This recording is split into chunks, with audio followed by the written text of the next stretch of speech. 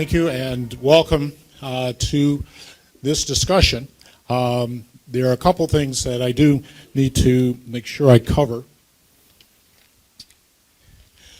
Not the least of which being that this is an opportunity for us to have this rather profound conversation, and I emphasize the word conversation because this is, I guess, as I was saying to one of our speakers, an opportunity for us to understand that we can disagree, but we can have conversations that bring us closer together in terms of understanding each other and recognizing kind of where people are coming from.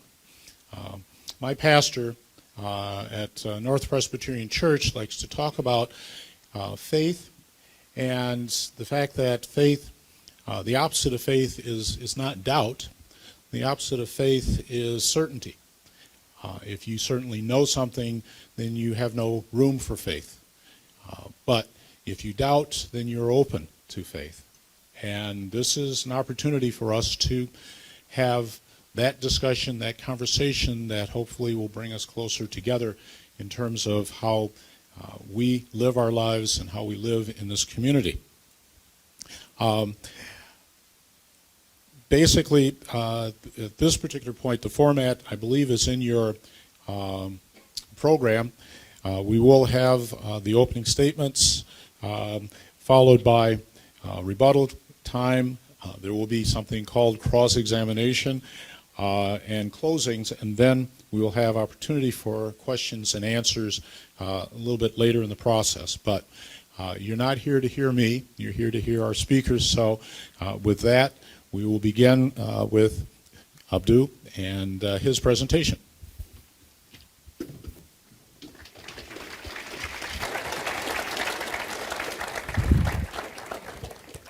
Make sure there we go.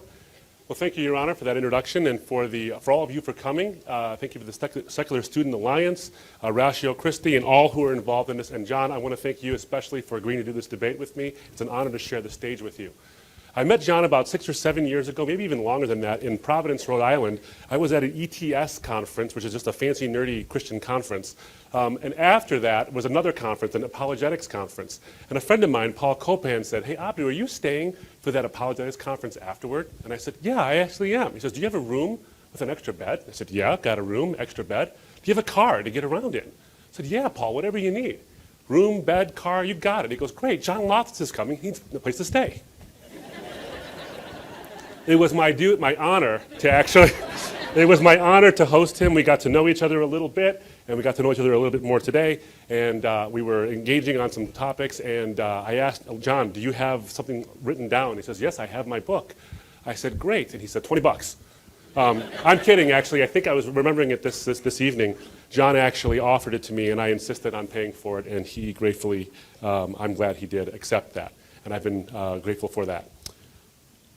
Did Jesus rise is the question we're talking about. But the question you have to ask yourself, and it's a rhetorical question, is why are you here? Some of you are here to see John beat me. Some of you are here to see me beat John. Some of you are actually on the fence. Why are you here? Now, in prior debates, and I assume today to some degree, John will go into the idea of confirmation bias. What confirmation bias is that people tend, from different perspectives, to look at evidence differently. People who want to believe it one way will look at it and discount some things and affirm other things that help them to conform to their worldview. That's how confirmation bias works. Everyone is subject to confirmation bias. I know John has spent some time chiding Christians for being guilty of confirmation bias and not really examining the other evidence, and he said in prior debates that if you hear him as a Christian, you'll just discount what he says because you don't want to believe what he has to offer. The reality is that everyone in this room, you, me, John Loftus, is subject to confirmation bias. Some of us want to be atheists, like philosopher Thomas Nagel. We hate the idea of God and so cling to atheism despite its problems. Or we want Christianity to be false because of some moral choice we want to make, have made, or trouble in the church, whatever it is. There's a million reasons to be a disbeliever, and there's a million reasons to be a believer. And most of them are personal. Now, John might say, I was once a Christian philosopher or a Christian who lost my faith because I looked at the evidence, overcame my confirmation bias, saw the evidence, saw it was lacking. I have two responses to this. We're both still subject to this. I make a living based on preaching the gospel. That's what I do. John makes at least part of his living, if not all of it, on his many books that he's written debunking Christianity. He's got a website called Debunking Christianity. So we both have a vested interest in looking at the evidence the way we'd like to look at it. But I will tell you this. I didn't come to the faith of Christianity willingly, at least not originally. I was a Muslim, and I very much didn't like the idea of Jesus' death and his resurrection specifically, and the gospel in general. So I didn't want to believe it. But over the course of a long search, I began to see that I thought the evidence was really there. There was going to be consequences to my belief, some bad consequences. One, I'd lose my identity. Two, I had to change my worldview, and that's really hard to do. And three, there'd be other consequences as well. I won't go into that. But I saw the evidence and the strength of it, and it moved me, and it changed my life, but it also was beautiful in its truth. And I thought it was truly beautiful. So my argument for you today about the evidence is this. I think the resurrection is the best explanation for the evidence of what happened to Jesus based on facts acknowledged by the majority of scholars, Christian and non-Christian, studying the subject. Now, what is that evidence? Well, we have a couple of facts about Jesus that we know about. One is that he was crucified and he died. I'm not going to spend a lot of time on this because I think, if I'm not mistaken, John and I actually agree. Jesus died. He thinks he stayed dead. I think he actually died and rose. But we don't disagree on this. Jesus died by crucifixion. So that's the first part. Now, why do I bring that up? Because in order to rise from the dead, you've got to be dead first. That's kind of how it works. But the next part is the rub, the appearances. I believe that there is evidence, and the vast majority of scholars studying the subject, Christian and non-Christian, will acknowledge that the disciples and Paul had experiences that convinced them that Jesus had risen from the dead after his crucifixion.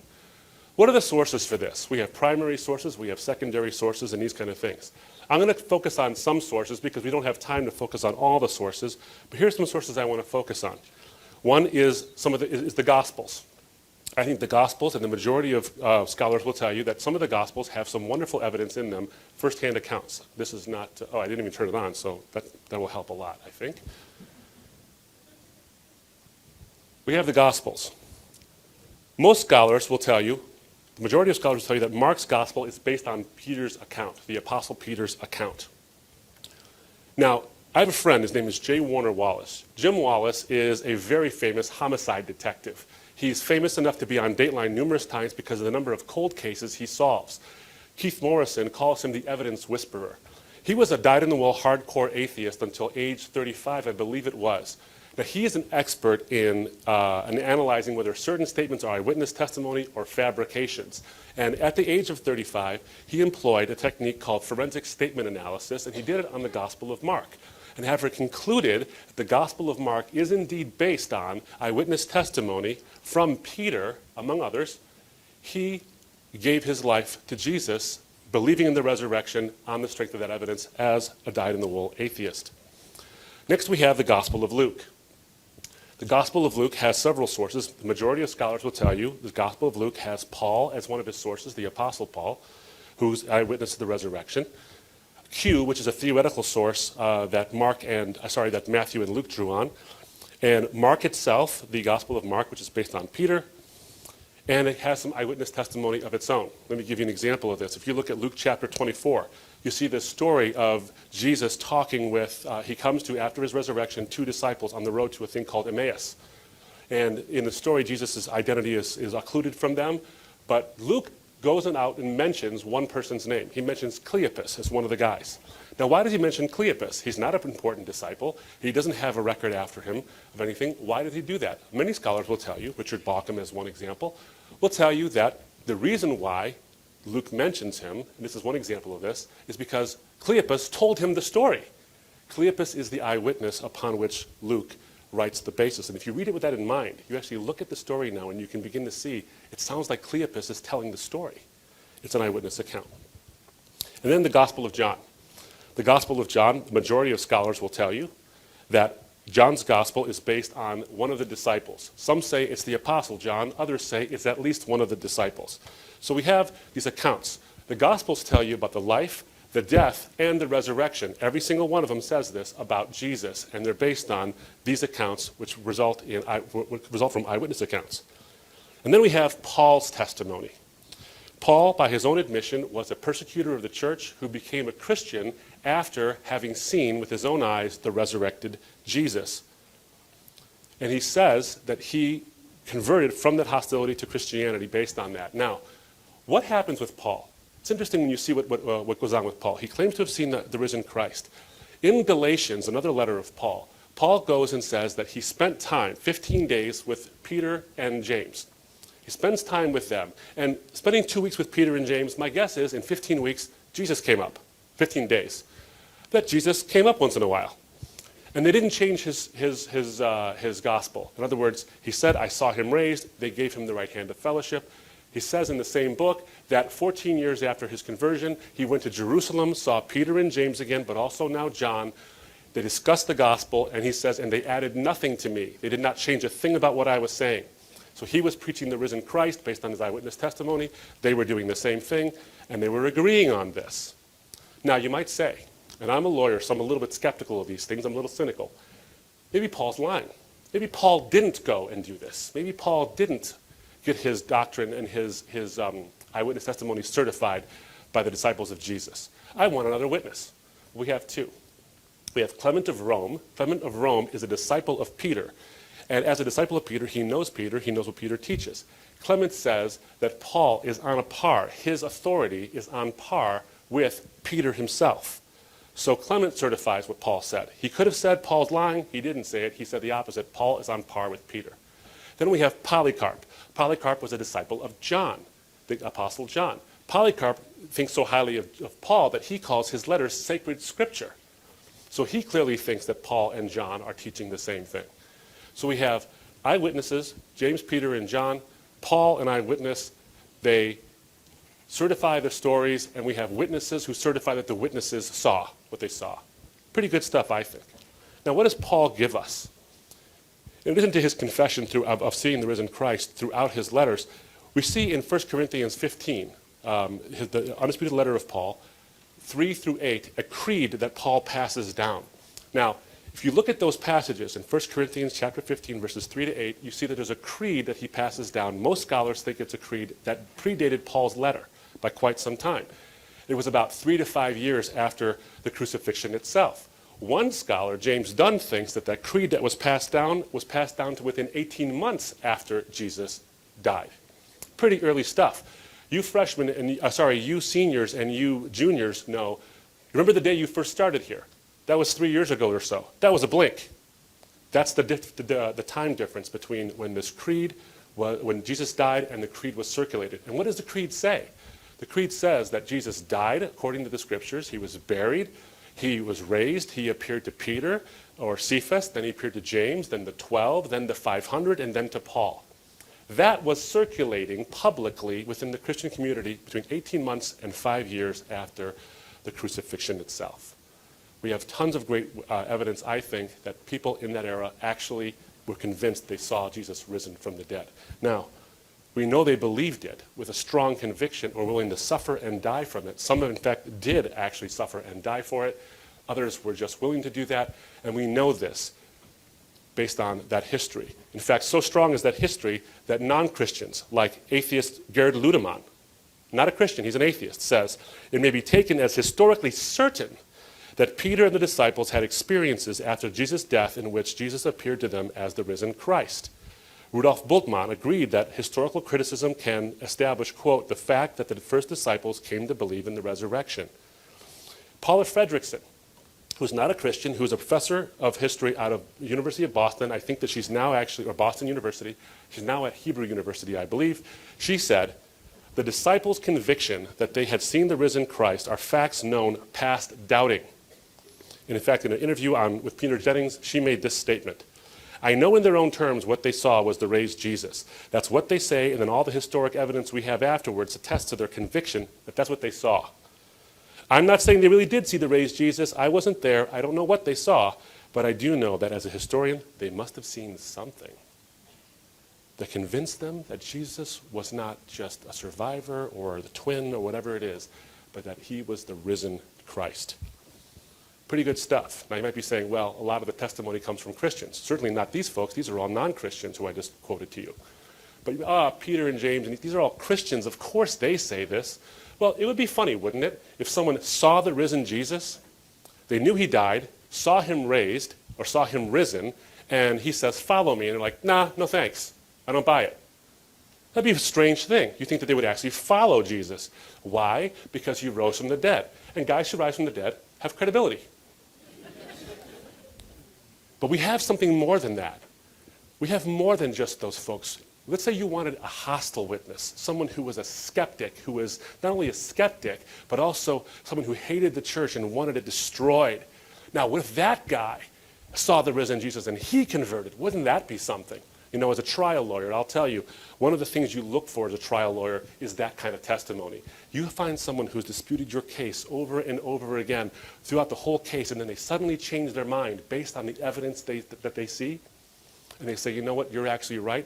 Well, my goodness, you put that person on the stand and you let them sing their song all day and all night, if the judge will let you do it, as long as possible for the jury, you, the jury, to see it, to hear it. We have that kind of testimony in two people. James, Jesus' brother, to one degree, and Paul to a greater degree. The evidence shows that James was a skeptic of his brother Jesus.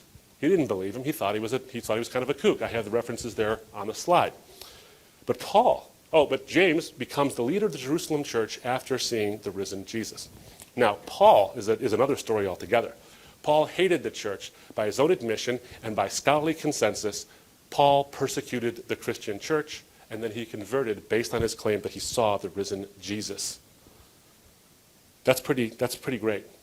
That's the kind of testimony that trial lawyers drool over. Now, you'd have to invent a highly unlikely story to account for these conversions. Both James and Paul especially, had every reason not to convert, except for the fact that they truly believed that they saw the bodily risen Jesus. Friends, as I bring this closer to a conclusion now, what we've seen is that, one, Jesus died by crucifixion. Not really a matter of dispute. Two, that he appeared bodily to his disciples. We know about the disciples that he appeared to. We see them in the gospel accounts. We see them in Paul's letters. We see that in the earliest tradition of the church, in 1 Corinthians 15, verses 3 to 8, Paul tells us about that creed that got passed down. By the way, you know it's a creed for another reason too. A couple of reasons that most scholars think it's a creed. One, it has a certain parallelism and a rhyme and a meter, not a rhyme, but a meter to it that shows that it's a creed. It doesn't fit with the Pauline structure of his letter, and so many scholars do believe that it was something that predated Paul himself. Early stuff.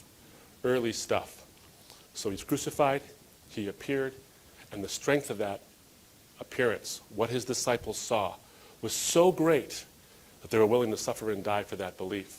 We know, for example, that Paul gave his life in service of that belief. Now, these are evidences, these are things that the majority of scholars agree on, Christian and non-Christian. These three facts, crucifixion, appearances, and the skeptics converted. These three facts cry out for an explanation. They cry out for one. And I think the best explanation is the resurrection. It accounts for all the data, and it accounts for all the data without being ad hoc or speculative, or sort of just made up out of thin air. Now, does this explanation defy our common experience of the natural world? Well, of course it does. You see, science and our observations through science is a marvelous tool for telling us about how nature works when it's left to itself. But a miracle, by definition, happens when nature is not left to itself. So these other issues, if you say, oh, science disproves these things exist, well, it doesn't even apply in this particular case. I'm a believer in science. It doesn't apply in this case because you're not measuring how nature governs itself. What you're measuring is that against when nature is not left to itself. Now, if you say there's no way nature can't be left to itself, it's got to be left to itself, or miracles are the most highly improbable event possible or explanation possible, what you've done is define your way out of the problem. You've basically said, there's no way miracles can happen, and so no matter how much evidence you show me that one did, I won't believe it.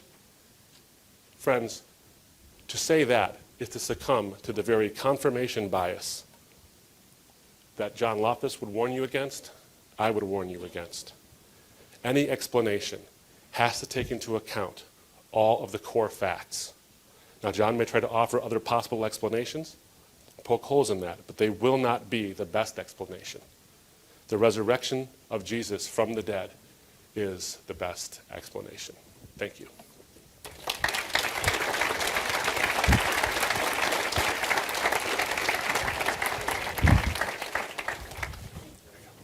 Thanks, John.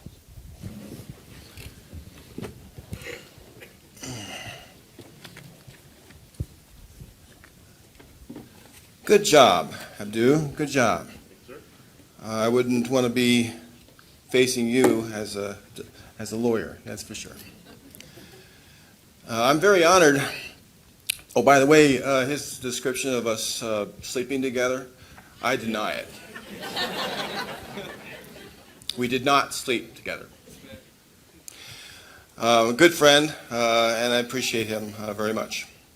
So, let me begin. I'm very honored to be here and happy that somebody actually showed up to watch and listen to our debate. I can't wait to hear what I have to say myself. I have a lot of ground to cover, and what I don't cover can be read in my books. The Why I Became an Atheist is my magnum opus, and the most recent book is How to Defend the Christian Faith, Advice from an Atheist. Now, if I say something that you disagree with, then further justification is found in my books, and if you want detailed rebuttals to everything he said, they're there as well. Now I want to start by talking about the state of Christian apologetics, and then I'm going to move into the evidence, the so-called evidence for the resurrection, and I'm going to end by tying it all together. Let me begin with a quote from Rebuttals in his huge book, The History of Apologetics. The 20th century has seen more clearly than previous periods that apologetics stands or falls with the question of method. Now I'm going to highlight this tonight, something that I don't think very many Christian apologists have considered before. Let's do definitions. Apologetics, defending the Christian faith. Method, developing the most effective strategy for defending the faith. Now I'm going to argue that all apologetics is special pleading. Everything said in defense of Christianity operates by an unreasonable double standard. Apologists treat Christianity differently than they treat the evidences of all other religions that they reject. Case in point has to do with the method itself. One should first come up with the best method for which religion is true, if there is one. This problem has only recently come to light, and it's significant. In response, apologists are trying to come up with a method after the fact that justifies their faith. Folks, this is just not how you do it, honestly. First comes method, and then the results come as they may. Now, this crisis started in 1953, at least it was called to attention by Bernard Ramm in his book, Varieties of Christian Apologetics. 1976, it was commented on by Gordon Lewis. 2000, the debate is still raging with 5 apologetics views in Stephen Cohen's book. And 2006, Kenneth Boa and Robert Bowman commented on it. And those are only just a few of the books. There's actually a spate of them and hundreds of essays and articles. Let's go through these methods. First, the evidential method. And that is historical evidence alone is sufficient to believe Jesus arose from the dead and that God exists. Now, I have no bone to pick with this method. It's the only reasonable method for assessing the truth of religious faiths. It requires sufficient objective evidence to believe. I just disagree that it leads to Christianity. The kicker is that so do most Christian apologists. It's an admitted failure. And Christian apologists are pointing this out. One, without God, miracles aren't likely. Norman Geisler, a proponent of a different method, says the mere fact of the resurrection of Jesus cannot be used to establish the truth that there is a God, for the resurrection cannot even be a miracle unless there already is a God. Lessing's ugly broad ditch. 18th century German critic Gotthold Lessing said, miracles, which I see with my own eyes and which I have opportunity to verify for myself, are one thing. Miracles of which I only know from history that others say that they have seen them are another thing entirely. Bart Ehrman echoes Lessing's thought when he said all that historians can do is show what probably happened in the past. That is the problem inherent in miracles. Miracles, by our very definition of the term, are virtually impossible events. So miracles, by their very nature, are always the least probable explanations for what happened. Now, deists were actually the first modern evidentialists. You probably know of it because deists believe there's only a creator God. Well, actually, that's a conclusion of a method that they chose, and that method was to only believe what was reasonable based on sufficient evidence. And it ended with the rejection of all religious dogma except for the need for a creator. After Darwin's Origin of Species, most deists became atheists because that's where the evidence leads. So we already have an example of evidence, and it leads there. The classical method is another method, one that Norman Geisler helped to pioneer in the last few decades. But what about the, let's see, there we go. At first, you argue to the existence of God, and then you consider the arguments. Okay, there we go. But do theistic arguments work? I mean, if you have to first argue that God exists, do they work? Well, two of the greatest living Christian apologists are Alvin Plantinga and Richard Swinburne. Plantinga has admitted that theistic arguments don't work, saying, I don't know of an argument for Christian belief that seems very likely to convince one who doesn't already accept its conclusion. If Christian beliefs are true, then the most satisfactory way to hold them will not be as the conclusions of argument. Richard Swinburne specifically rejects the moral argument to God's existence, saying, I cannot see any force in an argument to the existence of God from the existence of morality. Another Christian apologist of note is John Feinberg. He wrote, I am not convinced that any of the traditional arguments for God's existence succeeds. Now, these are Christians saying these things. These are top-notch Christians. Now, if they don't think these arguments work, why should any of us? It's not just me saying this. It's they who are saying this. And even if you do get to a God, which one? We get to a deist God, we get to Allah, we get to a non-personal force, an evil God, a scientific God who is watching over us like rats in a maze. It's just not good enough. Now, the only thing it does admit is that miracles are possible. Now, I, as an atheist, admit miracles are possible, so it doesn't get them anything. What we want to know is whether they happen. And so it ends up being nothing more than a dressed-up evidentialism, the very thing that classical apologists want to avoid because of where it leads. Then there's Then there's the presuppositional method, another method that is currently being debated, where the evidence, I'm getting you lost. The evidence for the resurrection can only be accepted through the lens of Christian assumptions. I must have turned 2 pages here. That's disappointing. Here it is. It's all my own fault, not yours. I want to blame you, but I can't. But where do these assumptions come from? How is it possible to start with assumptions without first looking at the evidence? The evidence must come first. That makes the assumptions carry all the weight as evidence. Consistency means allowing Muslim assumptions as their evidence or Mormon assumptions as their evidence.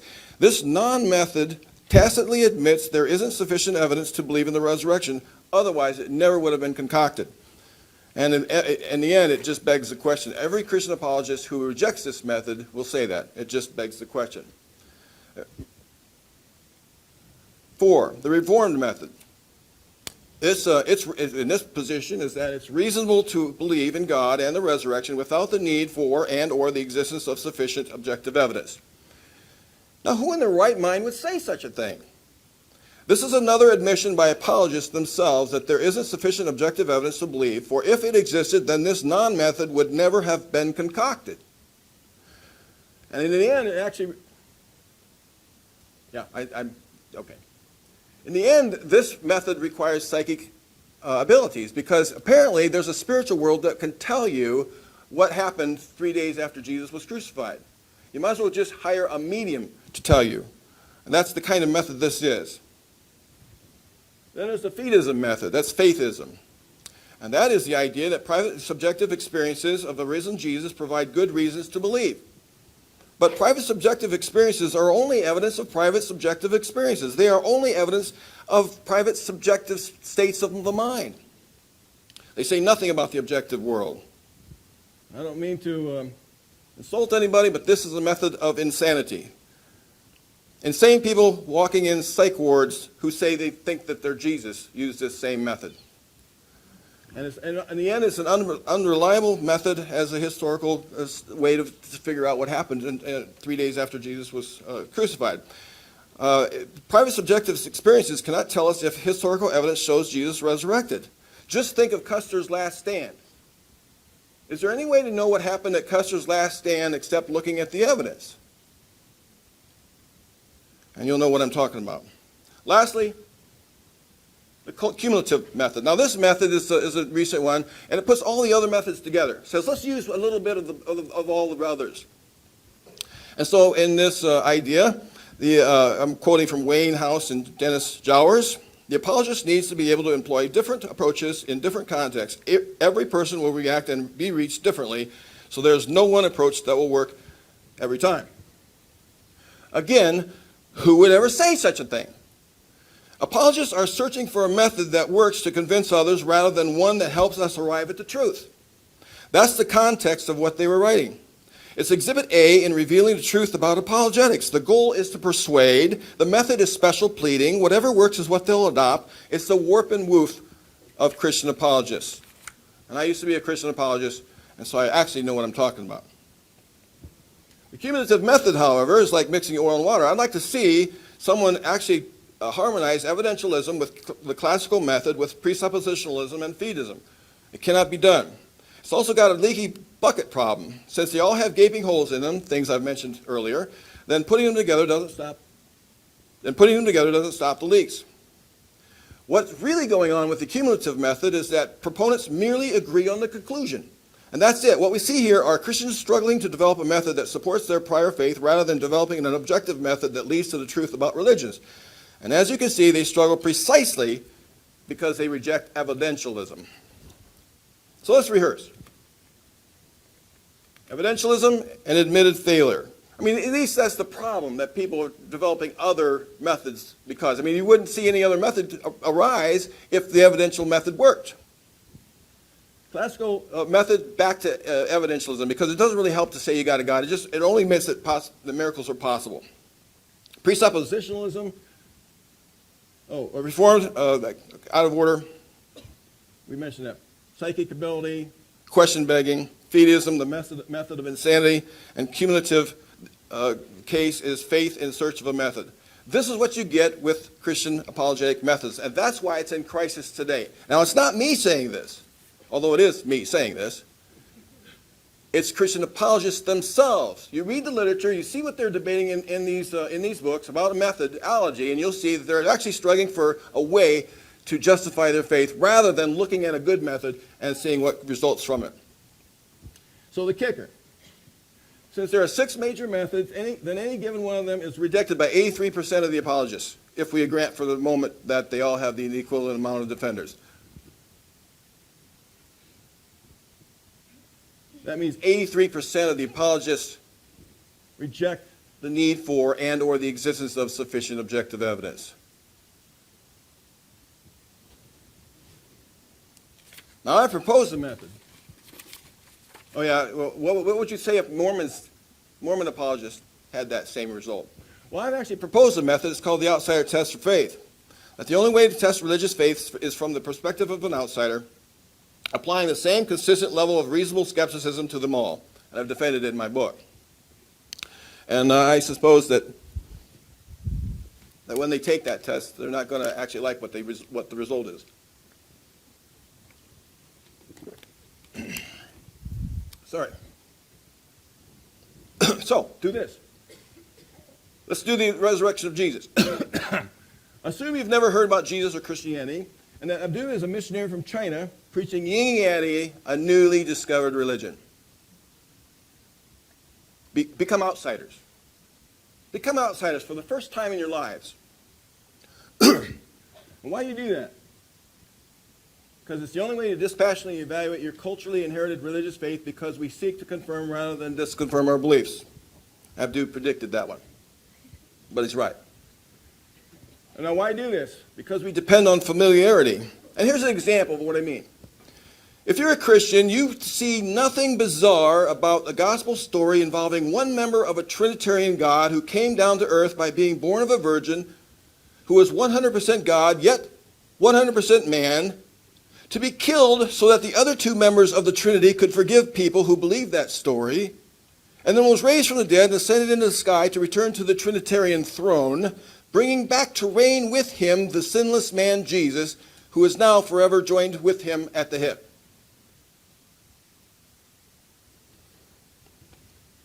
Or do you?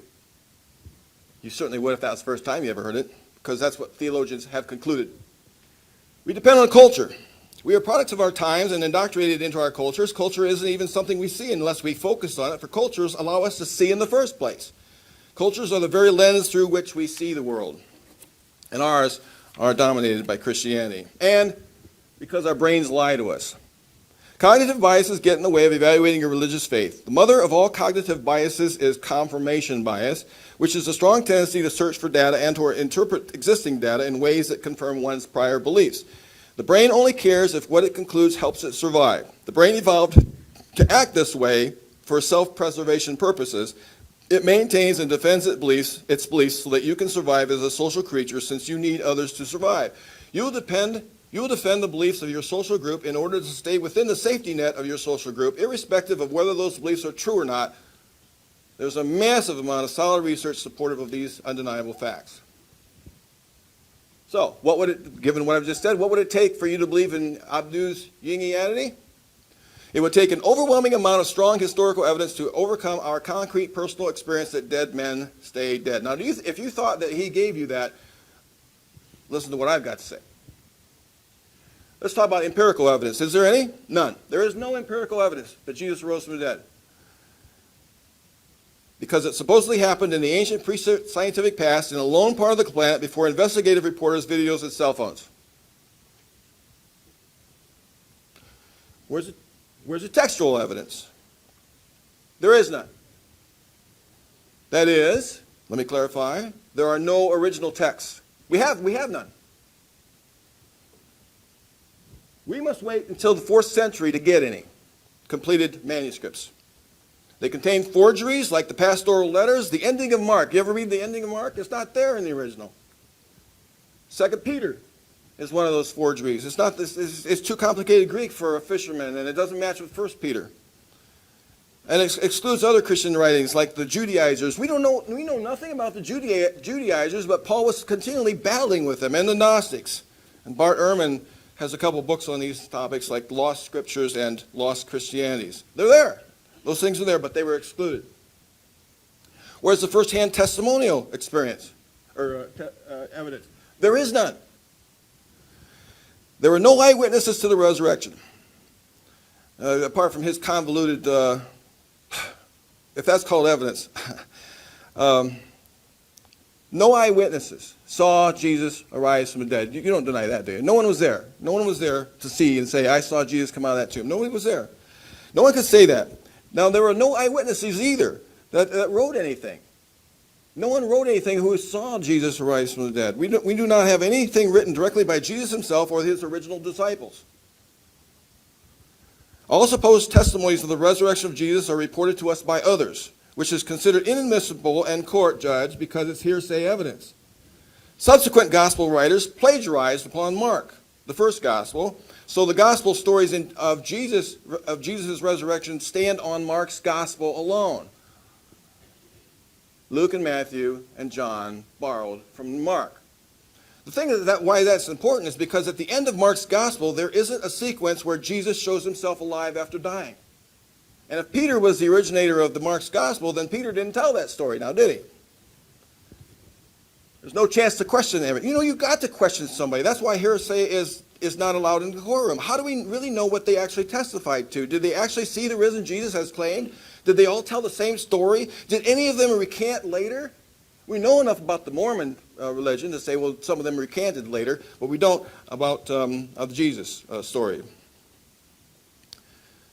Paul is the only writer to claim that he's seen the risen Jesus, and his letters are the earliest testimony. And on the Damascus Road, he never claimed to have actually seen or touched Jesus. He specifically said it was a visionary experience, and they had plenty of visionary experiences and revelations. He says he had the Lord's Supper revealed to him in a vision. He even said that the gospel itself was revealed to him in a vision. The book of Revelation was dictated to 7 letters to 7 churches in the first in the chapters 2 and 3, and that was delivered in a vision. Now, if someone came up to you tomorrow and said, I had a vision and I got 7 letters to 7 churches, would you believe that?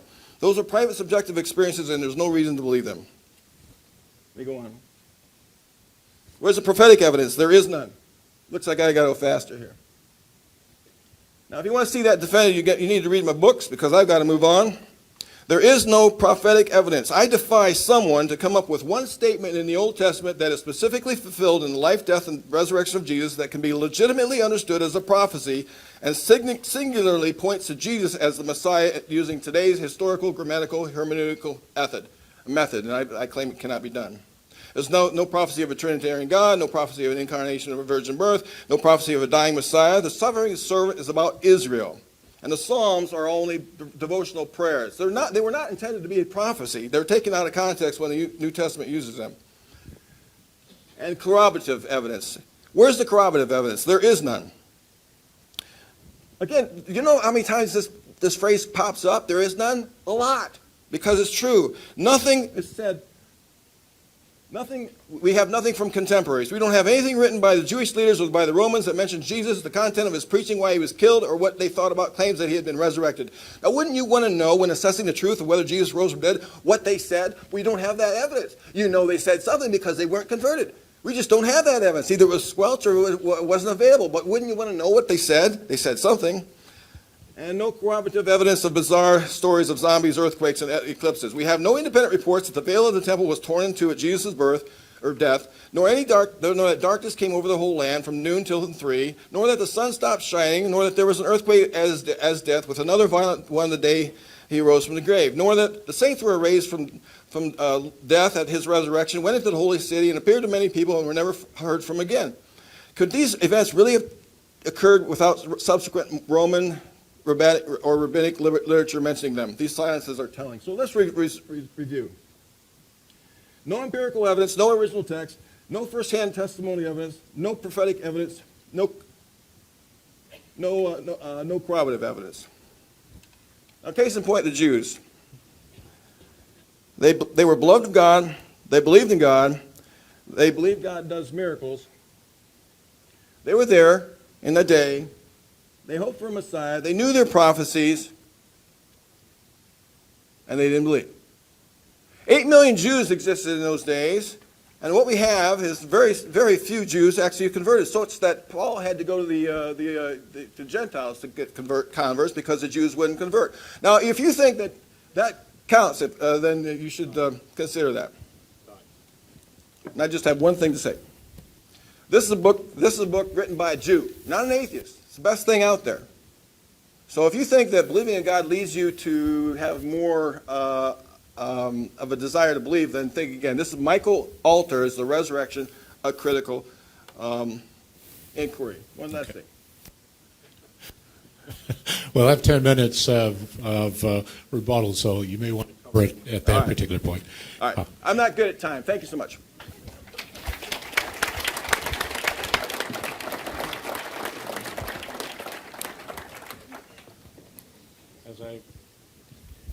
As I indicated, we each have 10 minutes for rebuttal, and then we'll have 7-minute cross-examinations afterwards.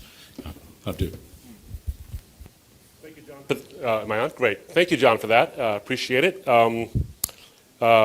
Someone has to ask, where does one begin? But let me just say this. Literally none of the evidence I presented was addressed. Literally none of it. I presented that there were 3 facts that scholars, the majority of scholars, actually agree upon, whether they're Christian or non-Christian. That Jesus died by crucifixion, not controversial. That Jesus appeared to his disciples, or that the disciples believed, I should say, that they saw something that convinced them that Jesus had risen from the dead. And that conviction was so strong that they're willing to suffer and die for it. That Paul believed he had seen a bodily raised Jesus, and that changed him from a staunch enemy of the gospel into its greatest champion. James, the brother of Jesus, was a skeptic and becomes the head of the Jerusalem church. I presented to you a couple of things you see from the gospel evidence. That from the Gospel of Mark, which is based on Peter and other eyewitness testimony, to the Gospel of Luke, which is based on Paul, who was himself an eyewitness, who also draws from Q, who draws from Mark. That's not a problem. I don't think that's a problem in any way, shape, or form. Who, of course, draws his information from Peter himself, and then eyewitnesses as well. And we have indicia of that in the Gospel of Luke. And John, who many scholars believe, most scholars actually believe, was based on the eyewitness testimony of one of Jesus' disciples. Now, having seen that, and then Paul's letters, the certifications, the cross certifications, we come to the firm conclusion that Jesus died by crucifixion, that he appeared, there was an appearance, some kind of event that convinced his disciples he was alive again, and that it was so strong that the Apostle Paul, an enemy, became a believer. That's pretty strong evidence. I think it's strong evidence. That's the kind of thing I would put on the stand, especially when we have this forensic statement analysis, which shows, I think, that there are first-hand accounts within those Gospels themselves. None of that was addressed. There was a whole lot of objections thrown up, and it's not even remotely possible to answer all of them. It was going like a tobacco auctioneer over here in terms of how fast he was going. I realized that that's not fair. I mean, I realized that time is the essence, and I myself was rushing through my own presentation. But it's tough to respond to all of those. Let me respond to some of them. Give you an example of a couple of things that I think are just worthy of response. The first thing is this. His definition of miracle is just simply fallacious, and it's a private definition. I think he shares it with Bart Ehrman, but he defined a miracle as the least likely explanation or event possible, and therefore any other naturalistic explanation would do. If you have something that's even remotely possible, naturalistically speaking, that's infinitely more probable than a miracle, because a miracle by definition is the least likely event you could have. Now, is that really true? If you were an outsider and you came to the table 50-50, not having this sort of ad hoc definition of miracle that it's the least likely event, but maybe one of the possible events, and until I see evidence for it, I won't believe it, you won't have this sort of high, incredibly high hurdle to have to reach over to. You won't have that. You'll have a true, unbiased opinion. If there's enough evidence for a miracle, I'll believe it. It doesn't have to assume God's existence. I don't think that's the case. In fact, the historian can look at the data and say, here's the data we see. And historians of every stripe have done that, and they've seen that. What is the best explanation for the data that Jesus rose? What's the cause of the rising? Well, that's a different story. Was it God? Which God? I don't know. What I can tell you is, based on the evidence, the most reasonable conclusion is that this guy rose from the dead. John asks, did anybody actually see him rise from the dead? We have a statement in the law about circumstantial evidence. I don't have to go outside to know it's raining if it in fact is raining. I can walk in, having it not rain, see somebody walk in with an umbrella that's wet, a raincoat that's wet, and have that person say, it's raining. I have a reasonable conclusion that it's raining. A guy dies, guy's alive 3 days later. Ergo resurrection. I don't have to see it. I can see the living body. That's a good enough reason to believe in a resurrection. I don't have to see it.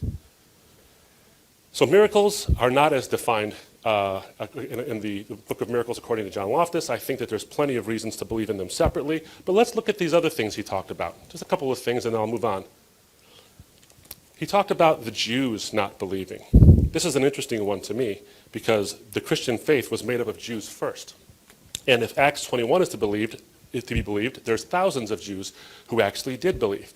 But why didn't they believe? If he says there should have been much more people who believed that the evidence was that strong, why didn't they believe? You know what? Let me give you an answer. I don't know. And you know who else doesn't know? John Loftus. No clue. People disbelieve things for all kinds of reasons and has nothing to do with the evidence. People start smoking. Intelligent people begin to smoke. They know two things. It's harmful and addictive, and they start anyway. They do things contrary to evidence that will kill them. So the evidence could have been very strong for the resurrection, and people disbelieved it for whatever reasons. Let me venture some. We know, for example, about the Bar Kokhba rebellion, is that early after the Christian movement started, a number of Jews, one guy named Bar Kokhba actually set himself up as a Messiah. And the Messianic Jews, the budding movement, would not fight the Romans under the banner of a false Messiah. So they abandoned the fight, and the Jews were wiped out. They were wiped out. Now, many of the non-Messianic Jews who were looking at the Messianic Jews as people, compatriots, now saw them as traitors, and now they were suspicious of the movement. In fact, Richard Bauckham points out that that very incident is what caused a huge rift between the Messianic movement and the non-Messianics in Judea very early on. So they might have had political reasons not to agree with them. Plenty of reasons why not. In fact, here's an interesting fact. When Bar Kokhba was annihilated by the Romans, his followers refused to even acknowledge they knew him. So what you have in a Semitic culture, I come from a Semitic culture, I know what they're like. I know exactly what it's like. Our guy is the best guy. He died. I don't even know that guy. And that's what happened. But you know what's different? Jesus is fundamentally different than the false Messiah. Fundamentally different. He was nailed to a cross in humiliating defeat in front of the Romans, and his followers didn't deny knowing him. Well, they did before he died, but not after. You have to explain the burgeoning early church. They didn't disown this man. Why not? Bar Kokhba died by starvation in some hole somewhere. Jesus arose from a hole somewhere, and that accounts for why his followers believed him and shouted from the rooftops and weren't willing to deny him, but willing to be crucified for his name. The statement of the prophecies. Well, I can actually give a couple of those things I think that are actually interesting responses. Talking to my Messianic Jewish friends, by the way, who know their Hebrew, who know their stuff, and will tell you, oh yeah, there's plenty of Messianic prophecies in there. I'll give you an example, the Isaiah 53. It's not about the servant Israel. It's not there. In fact, let me try to find it in my notes here so I can make sure to oh, here it is, to make sure to respond adequately. Isaiah 53 has a subject-object distinction. There's an IU. This is the servant, and someone suffers for the servant. Well, the servant is Israel? Then Israel suffers for itself? The grammar doesn't work. In fact, Dr. Cyrus Gordon, a professor of NYU Hebrew, told a number of Orthodox Jews in his classes, he pointed out the grammatical impossibility of this not being about Israel, and in fact it being about the Messiah. And in fact, Isaiah 53 only refers to Israel after a man named Rabbi Rashi in the 13th century conjured that up. Up until that time, all the rabbis said it was of the Messiah, and the rabbis rebuked him for saying it was about Israel. Friends, there's plenty of reasons to believe in the resurrection. Plenty of good reasons. We have eyewitness testimony. We convict people on eyewitness testimony of murder and other things and send them to jail or even to the gas chamber over this kind of thing. We have the eyewitness testimonies of the disciples. We have the eyewitness testimony of an enemy who becomes a Christian. We have all these kind of things that can convince us that's enough evidence for us to believe that the resurrection actually happened. We have to come up with some kind of weird story to say it didn't happen. That what accounts for them actually having seen something that convinced them Jesus raised. This is universally acknowledged, or at least close to universally acknowledged by many critical and non-critical, or I shouldn't say non-critical, but critical and Christian historians who study the subject. They believe they saw something that convinced them he was raised. You got to explain that. You can't just say, nope. You got to explain it. Let me show you this on probabilities and possibilities. This is a statement. It's very similar to what John said today. The more Christians constantly retreat to what is possible in order to defend their faith, the more their faith is on shaky ground. Why? Because we want to know what is probable, not what is possible. If we ask Christians to defend a particular belief and they argue such a belief isn't impossible, then this is a tacit admission that instead of evidence supporting what they believe, they're actually trying to explain away the evidence. The more often Christians are forced into arguing their faith is merely possible in the face of contrary evidence rather than probable, then the less likely it is that their faith is true. Every time they do this, they are explaining the evidence away by admitting the evidence does not support what they believe. Probability is what matters. You know who said that? John Loftus. Now let's change the words a little bit so we can make sure that when we point fingers, we all don't forget that 3 fingers point back at us. I've given you a great case, I think, with the probability of the resurrection, at least the best explanation of it. The more atheists must constantly retreat to what is possible, no matter how improbable, in order to defend their objections. He didn't say that last part. The more their objection is on shaky ground. Why? Because we want to know what is probable, not what's possible. If we ask atheists to defend a particular objection, and they argue such an objection isn't impossible, then this is a tacit admission that instead of evidence supporting what they believe, they're actually trying to explain the evidence away. The more often atheists are forced into arguing their objection is merely possible in the face of contrary evidence rather than probable, then the less likely it is that their objection is true. Every time they do this, they are explaining the evidence away by admitting the evidence does not support what they believe.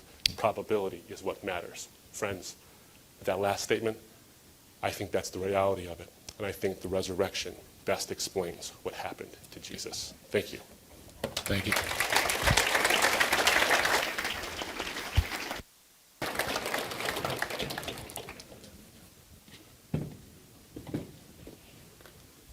Abdu's good, isn't he? That last quote, I really appreciate when I'm getting quoted. It really makes sense. But remember, he turned it on around me as an atheist, but this was written by a Jew. See, an atheist would be anyone who disagrees with his Christianity. Michael Alter, then, is an atheist. That is, he's a non-believer. He doesn't believe in Christianity. So apparently it applies to believers like Alter, a theist, a Jew, who wasn't persuaded by the evidence that Abdu is presenting. See, I'm not alone in this. Hindus disagree with him, Muslims disagree with him, and I'm just here to report the results. It's fun to do. Actually, I can read what Christians say and report the results. That's what I did when it came to the apologetic methodology. I just simply reported the results. Christians themselves are saying the things that I reported about method. He talks about confirmation bias again. First you have to have something to believe for confirmation bias to kick in. So a Christian, like himself, has a belief in Christianity, and that's when the confirmation bias kicks in. And what I've done in the Outsider Test for Faith book is to try to eliminate or nullify the confirmation bias so that we can all apply the same standards to all religions across the board without it. And that is to look at your faith as an outsider would, someone who'd never heard about it before, and someone who's dispassionately trying to figure out whether or not it's true rather than confirm it, because that confirmation bias is the mother of all biases. It'll skew the results every time if you have a bias towards confirming what you believe. And so you should test your religious faiths as an outsider, a non-believer, an agnostic. Test them all the same way. And if God cannot produce the evidence to convince outsiders, then he didn't do his job. That's all there is to it. There'd be no reason to believe it if the correct faith could not pass that test. Now, I do think there was some kind of Jesus that died, but he may not have existed at all. In fact, there's probably a better case that he didn't exist than that he was the miraculous Jesus we find in the Gospels and that he rose from the dead. And if Mark was dictated by Peter, why didn't Peter dictate to him the resurrection sequence? John's gospel is unreliable. It's anti-Jewish. If you read the Gospel of John, it could not have been written by a Jew. It's anti-Jewish because in the Gospel of John, Jesus is reportedly saying, you are of your father, the devil. He's talking to Jews. It's clearly anti-Semitic, the Gospel of John. That's why scholars don't believe the Gospel of John was written by anyone close to Jesus. Not a Jew anyway. The creed that he mentions in 1 Corinthians 15, where he's talking about this ancient creed, it doesn't mention an empty tomb. Now, why not? That's kind of significant. That's the number one piece of evidence that apologists bring up to fore. Explain away the empty tomb, they always say. Explain away the empty tomb. Well, Paul never mentions it. I mean, you would think that if that was such a key evidence, that Paul would have mentioned it, and he didn't. In fact, when it comes to James, someone who was converted apparently by a vision, Paul in 1 Corinthians 15 says, James saw Jesus just like I did. In fact, all these people saw Jesus just like I did, and in Damascus Road, we don't know what he saw. I mean, he doesn't say what he saw. He heard a voice.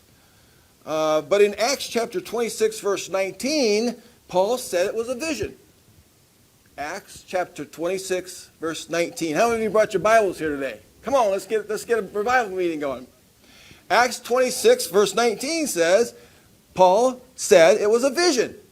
Now, we already know Paul has all kinds of visions. In fact, the Lord's Supper was given to him by a vision, and the whole gospel was given to him by a vision. So it's not anything new. And I'd like to see, when we come to the New Testament, the age of Jesus was not an age of critical reflection. I'm reading something that Richard Carrier wrote, a scholar of ancient Roman era. He said it was an era filled with con artists, gullible believers, martyrs without a cause, and reputed miracles of every variety. They had no newspapers, telephones, photographs, or public documents to consult to check the story. And then what we have is what we have. We have no original text. We have no firsthand reports, the things that I mentioned earlier. That's just not good enough evidence for me at all. I need something more than that if I'm an outsider. I need something tangible, if I could, to accept that. In fact, I did accept it at one time, and I did have confirmation bias to believe it. And as a budding scholar, a budding apologist, I did whatever I could to support my confirmation bias. But even though I had the proclivity to believe what I was taught, I still was able to say, you know what, this is wrong. And how wrong was it? Well, it was wrong, so wrong that I had to be sure I was right. And the reason why I had to be sure that Christianity was a delusion was because I always had that fear of hell thrown over me, like Abdu said with the Muslim God as well. I had that fear of hell hanging over my head, that if I got it wrong, I would go to hell. So I had to be sure I was right. So there's nothing he said today that is important enough for me to reconsider how I've come to what I've believed, because it just isn't there. The evidence is just not there. Sufficient evidence is not there. Christian apologists say that. They come up with different methods because the evidential method just doesn't work. Just listen to them. Listen to them argue this case. The evidence isn't there, so let's come up with a different method. What does that tell you? Theism would never be around if the evidence was there. Reformed theology would never be around if the evidence was there. The cumulative case would never be around if the evidence was there. Neither would the classical method or presuppositionalism. None of those methods would be around if the evidence were there. Now he's giving you the evidence. You know, oh yeah, right, sure, that's fine. That'll convince some people who already believe. Because that's what evidence leads to when it comes to Christians and apologists. It's all special pleading. Only those who already believe will believe it. There is no empirical evidence, no original text, no first-hand testimony, no prophetic evidence, contrary to what he said. We could get into that.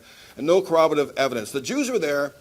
They saw. They were beloved of God, and yet they didn't believe. He says, oh, I don't know, and neither does John. Well, you know what? I do know. Because I've examined the evidence pretty closely as the Jews recounted, and it doesn't seem like the evidence is there. See, they had every reason to think that Jesus should have been the Messiah.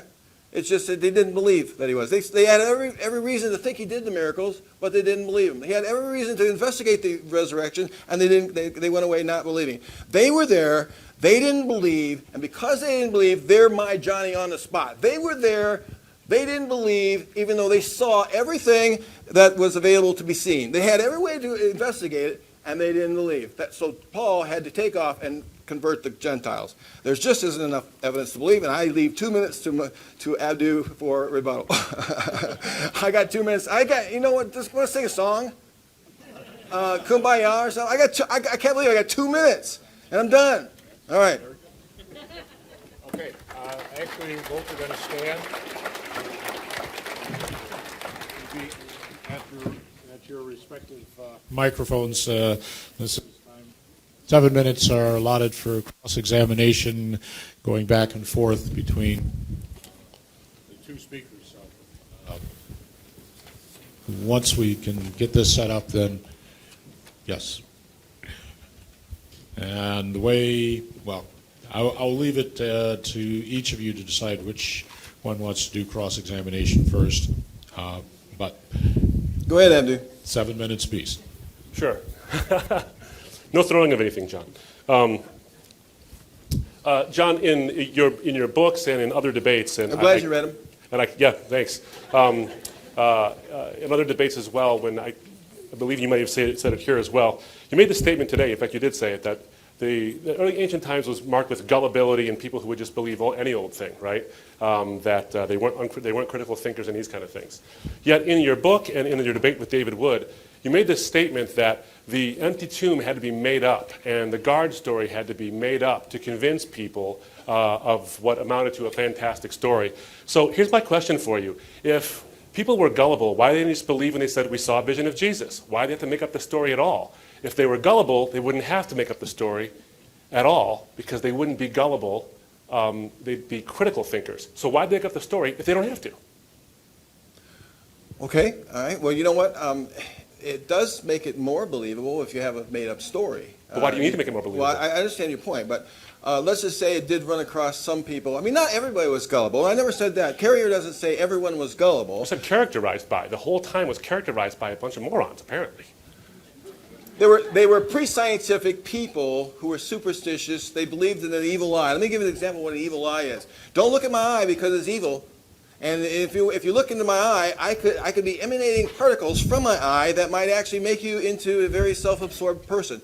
They believed that back there. You can find it in the text in the Bible itself. Jesus and Paul said as much. We can get the quotes out if you want. Now, those kinds of things are there. They believed in all sorts of things. So not everybody had the non-questioning gullibility, but it was permeated by that. That's the point. And I think that the stories grew in an evolutionary way, and things were added to it. I don't see any problem. Well, aside from the fact that in order to, if they were permeated by gullibility, then to create an entire story and circulate that in the Gospel of Matthew, and then lie about the lie that you lied about, just seems an utterly unnecessary act. In other words, your explanation is looking for something to explain. Well, the one thing is that Matthew has a story about guards at the tomb, and Luke, a later gospel, denies that story ever happened. Because in Luke's gospel... Well, it doesn't deny it, this doesn't include it.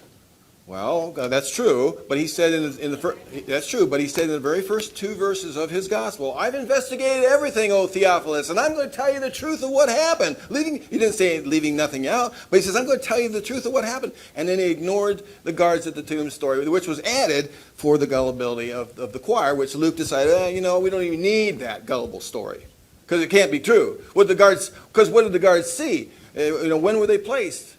So Luke says, let's go back to gullibility. We don't need that. He denies what Matthew reported. And other than the way you've sort of woven that story, That's it's got pretty literally good. zero evidence. Did you like that? It's pretty good. Well, except for the fact there's got no evidence for it. No, I think that's true.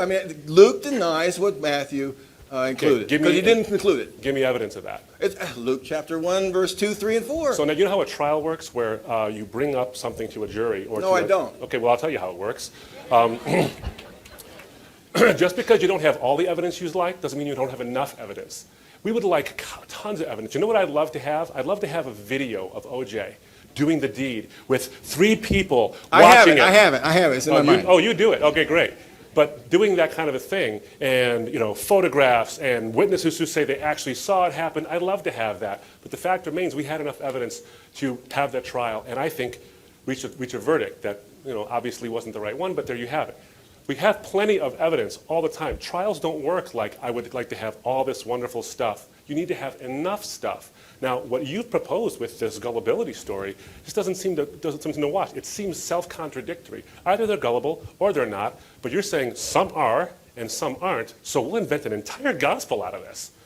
And Matthew and Luke writing roughly contemporaneously, I just don't see the connection. I don't see, in other words, the connection that you make is that Luke read Matthew and said, I don't like that story. What evidence do you have of that?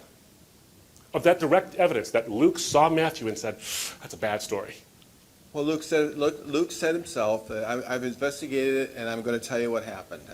Look, and you would quote that, wouldn't you? To say that Luke's gospel is sure because he's investigated until it comes to Matthew's story. Then all of a sudden you want to back down and you want to say, well, you know what, that didn't matter. Well, maybe it didn't matter to Luke. Doesn't mean that Jesus didn't rise. Well, just because Matthew has a story doesn't mean Jesus didn't rise. I have a theory on why he didn't include it. It's because it's nonsensical. If the guards fell asleep when Jesus arose from the dead, then how could they say what happened? It is nonsensical, so why not eliminate it from Luke's gospel? That's just a theory. The guards no longer matter. It's a theory according to John Loftus. But I am John Loftus. But all we have is a theory according to John Loftus without any actual evidence. I just gave you some reasons. Well, you gave me some reasons that you like, but I don't think that I do like them. that actually pertain to the actual evidence. And I think because I think they're right. Let me ask you one last question here, because we have about 2 minutes to go, and I appreciate the back and forth. You made the statement, well, a couple of questions actually.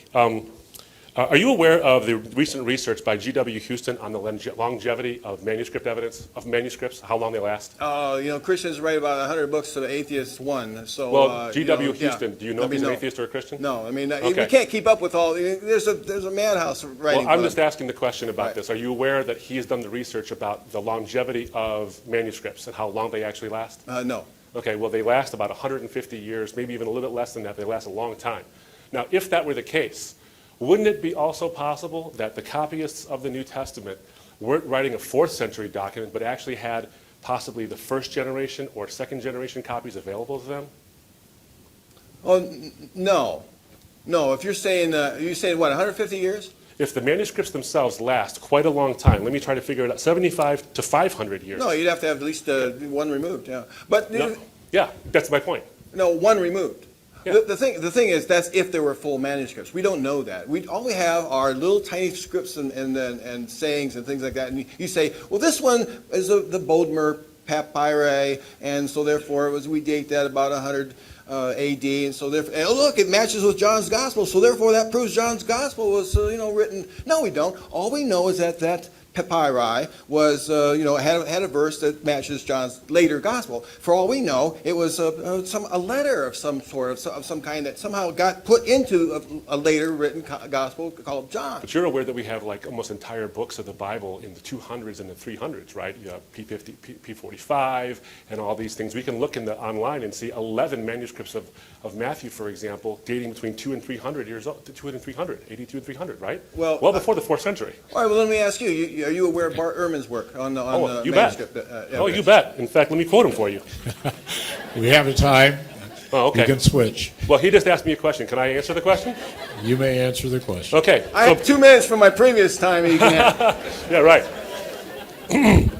So in the latest edition, the 4th edition of their standard introduction to the New Testament, Bart Ehrman and Bruce Metzger comment as follows, that it would be a mistake to think that the uncontrolled copying practices that led to the formation of the Western textual tradition were followed everywhere that texts were produced in the Roman Empire. So in other words, people have an uncontrolled copying thing in the Western text of the Roman Empire. But you shouldn't think that it happened everywhere.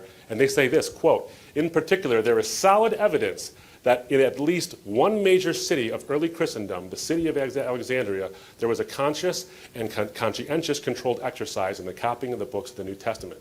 Textual witnesses connected to Alexandria attest a high quality of textual transmission from the earliest times. It was there that a very ancient line of text was copied and preserved. Agree or disagree?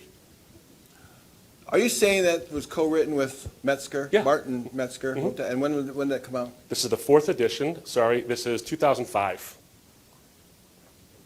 Page 277 Well, to 78. Metzger was Bart's mentor, Sure. And if they co-wrote a book, I'm not so sure Bart in that book would dispute his mentor. What you need to do is read his own works on it, and his own works are much different than what Metzger accepted. And So- you know this. Yeah, I sure do. So I'm talking about Metzger alone, and not a co-written thing. You and I can co-write a book, and we'd have to stick with what we agreed to, or something like that. And sometimes you have to work on an agreement. But Bart Ehrman says all kinds of different things that you wouldn't agree with.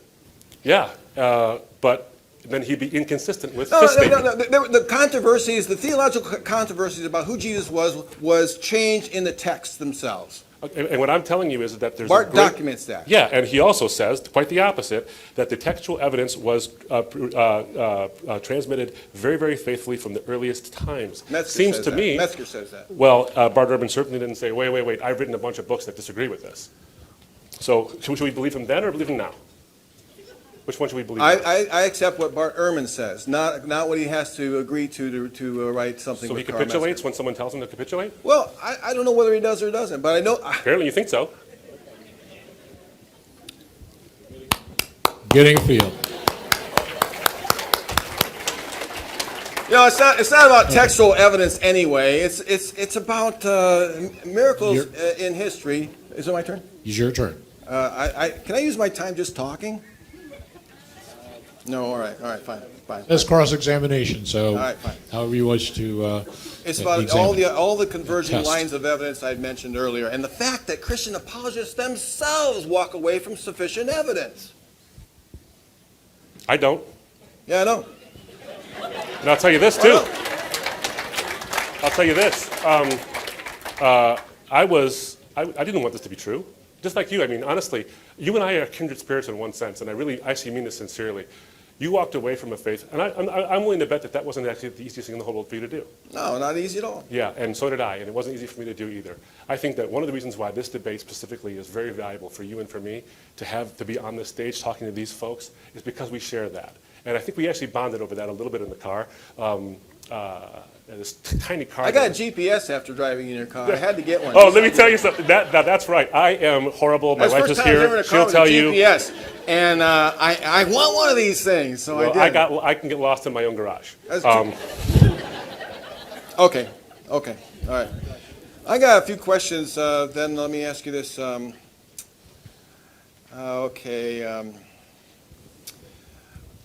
Why are there other apologetic methods but evidentialism? I don't know. I don't.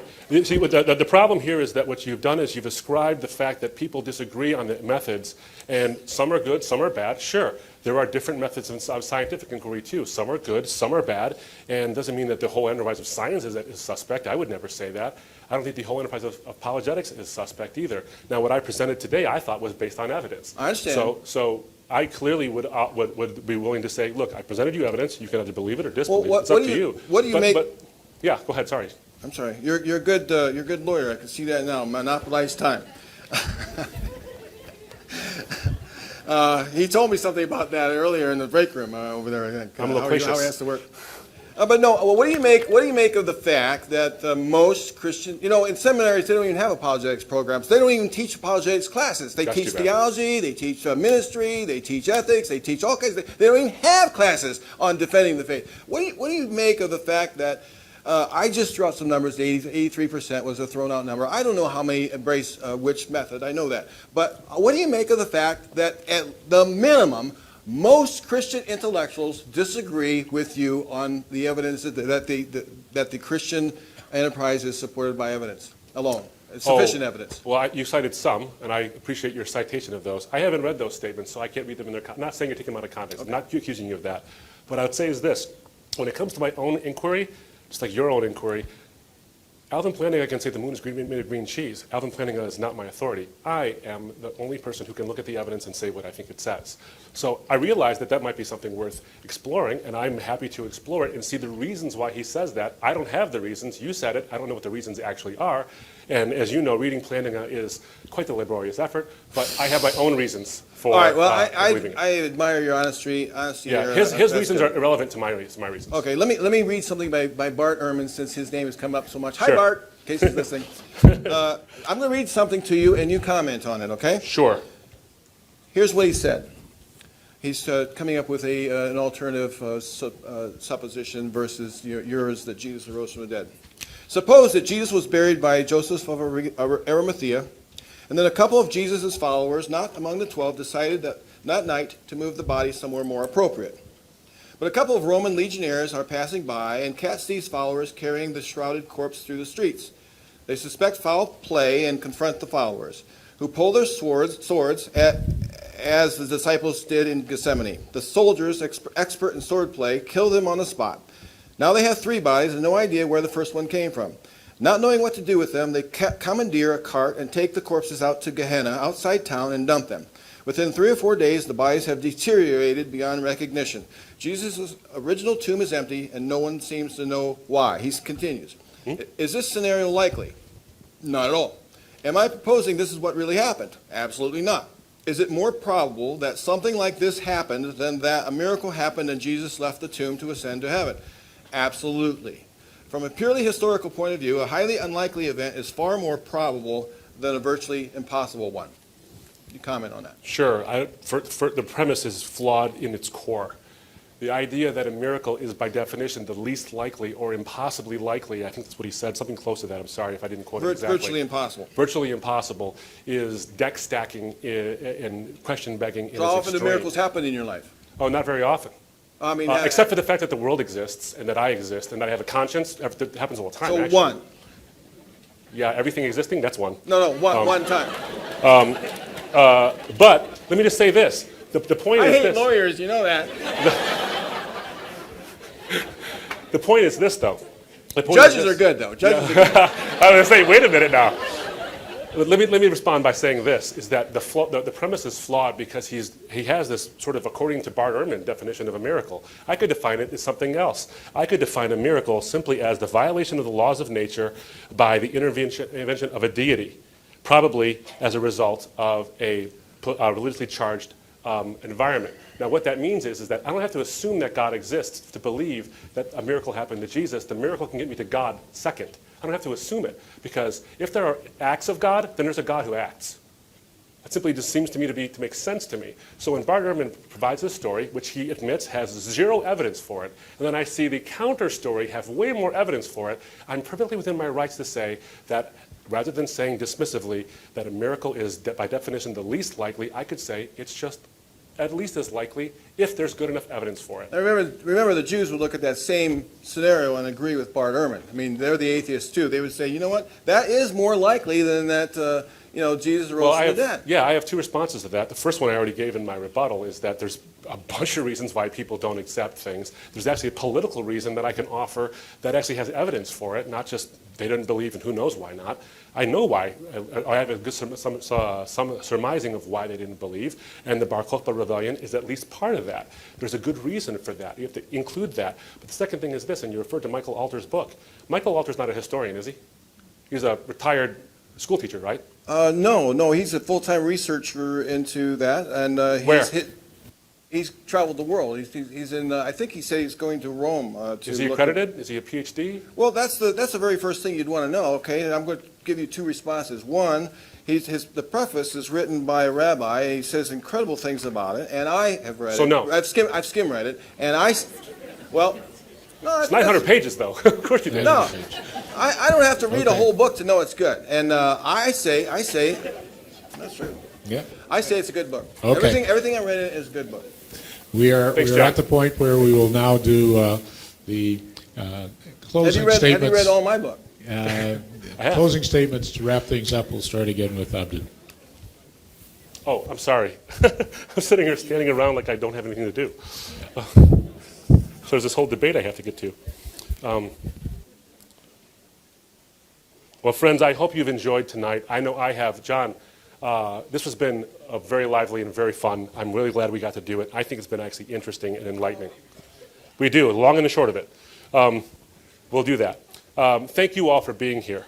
I hope you've enjoyed this. The summarization of the evidence is what I said before, the three things that I think the majority of scholars agrees on about the historical Jesus. That he died by crucifixion, that there was something that caused his disciples to believe he had actually risen from the dead, so strong that they were willing to suffer and die for that belief. So strong was that appearance that Paul the Apostle himself, an enemy of the Christian faith, becomes one of its, in fact, probably its greatest champion. I don't think any of that's been challenged today. Not one of it, not a bit of it.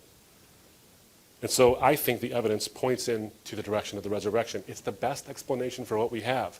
Bart Ehrman's suppositions just aren't good enough. They're unevidenced, as he's admitted, and they just don't explain the evidence that we do, in fact, have. The ending of Mark, just to talk about this very briefly. You know, when you look at the ending of Mark, there's a lot of theories about what happened at the ending of Mark, that it should have gone past the verses that does in fact end on. And let me show you, let me go to this real quick if I could. Let's see, sorry about that, friends. Here we go. At the ending of Mark, you see that Jesus appears, and he doesn't have any sequence after that. He's raised. The tomb, that Jesus is raised. And he says to to his women followers, go tell no one. But you see over and over again in Mark that he says, don't go tell no one. But then in Mark 5:37, 9:8, 9:9, 10:18, 13:32, he says, don't do this, but except for this person. Go and do this. Go tell this person. So Mark assumes actually that there's going to be a further appearance of Jesus to his disciples. In fact, earlier in Mark, Jesus predicts, I will meet you in Jerusalem. And then he tells the women followers, I'm going to be meeting them in Jerusalem. So the ending of Mark actually assumes that Jesus will be doing more appearances. It assumes it. I happen to believe, and some scholars believe this as well, in fact a large number of scholars believe this, that the ending of Mark was cut off. There probably was more evidence there. Mark just didn't not mention it. Peter just didn't say, well, he rose, end. That's not what happened. The ending was cut off. We've lost that ending. But what we do have in that ending, what do we have? We have Peter saying, he rose. He rose. And the likely conclusion is that those women followers told him that he ran to the tomb, saw it empty, and Jesus appeared to him. The issue of prophecy, without going into more detail about it, I've already responded to that, but frankly, it's irrelevant to my case. I didn't refer to it one time, not once. So he attacked a hill no one's defending. John would point the biased finger at Christians, saying that because of the confirmation bias, if the resurrection is even possible, despite being improbable, Christians would believe it. But the fundamental basis for this argument has been this.